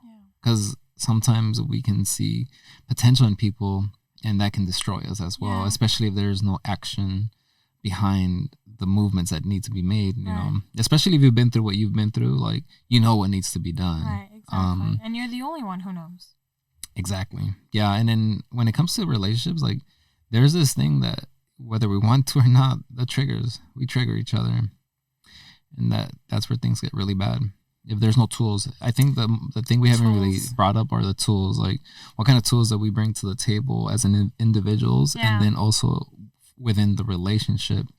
I mean, relationship is not easy, even though we all crave the connection.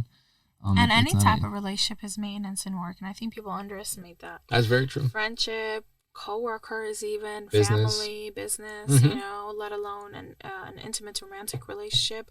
They all require the work. They all require you to show up every single day, and people don't want to show up every single day. Right. We've gone into a very lazy culture, and we've gone into a very convenient culture. If it's not convenient for us, we're not going to have it happen, and instead we're going to replace it. Damn.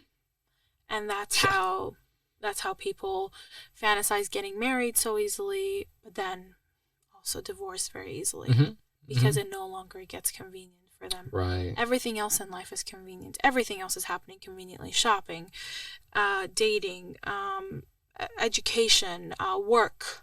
Everything's becoming very convenient. And literally all of them are happening with a tap. Yep. That if it's not the same thing in love, we don't want it.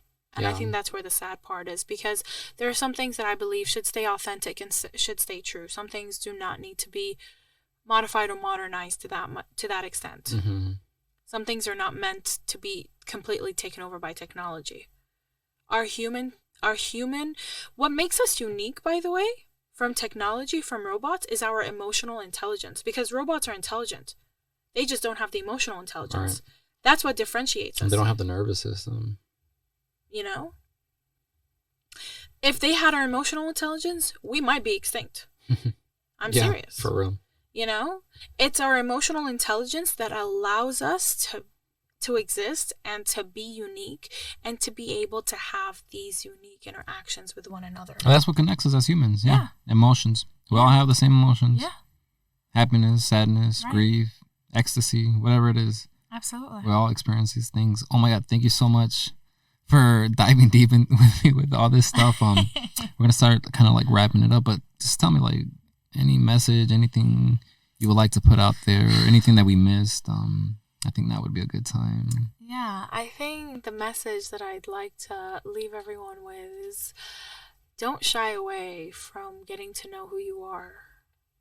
And from accepting who you are regardless of your flaws, because everyone shows up with flaws, regardless of how many filters there are on social media or how many facades exist in real life. Everyone shows up with flaws.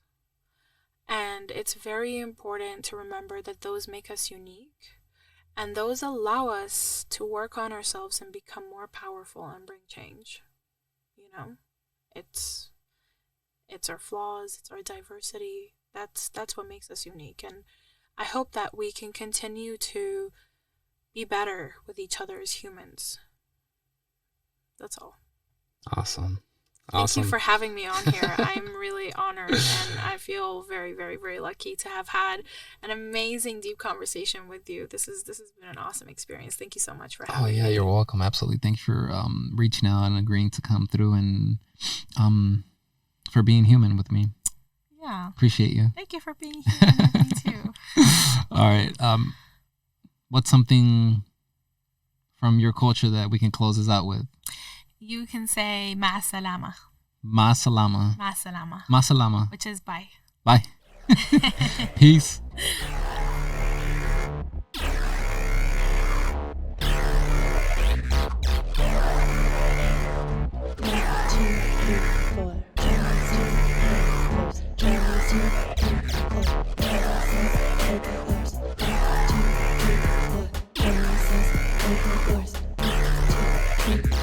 Charlie says, yours.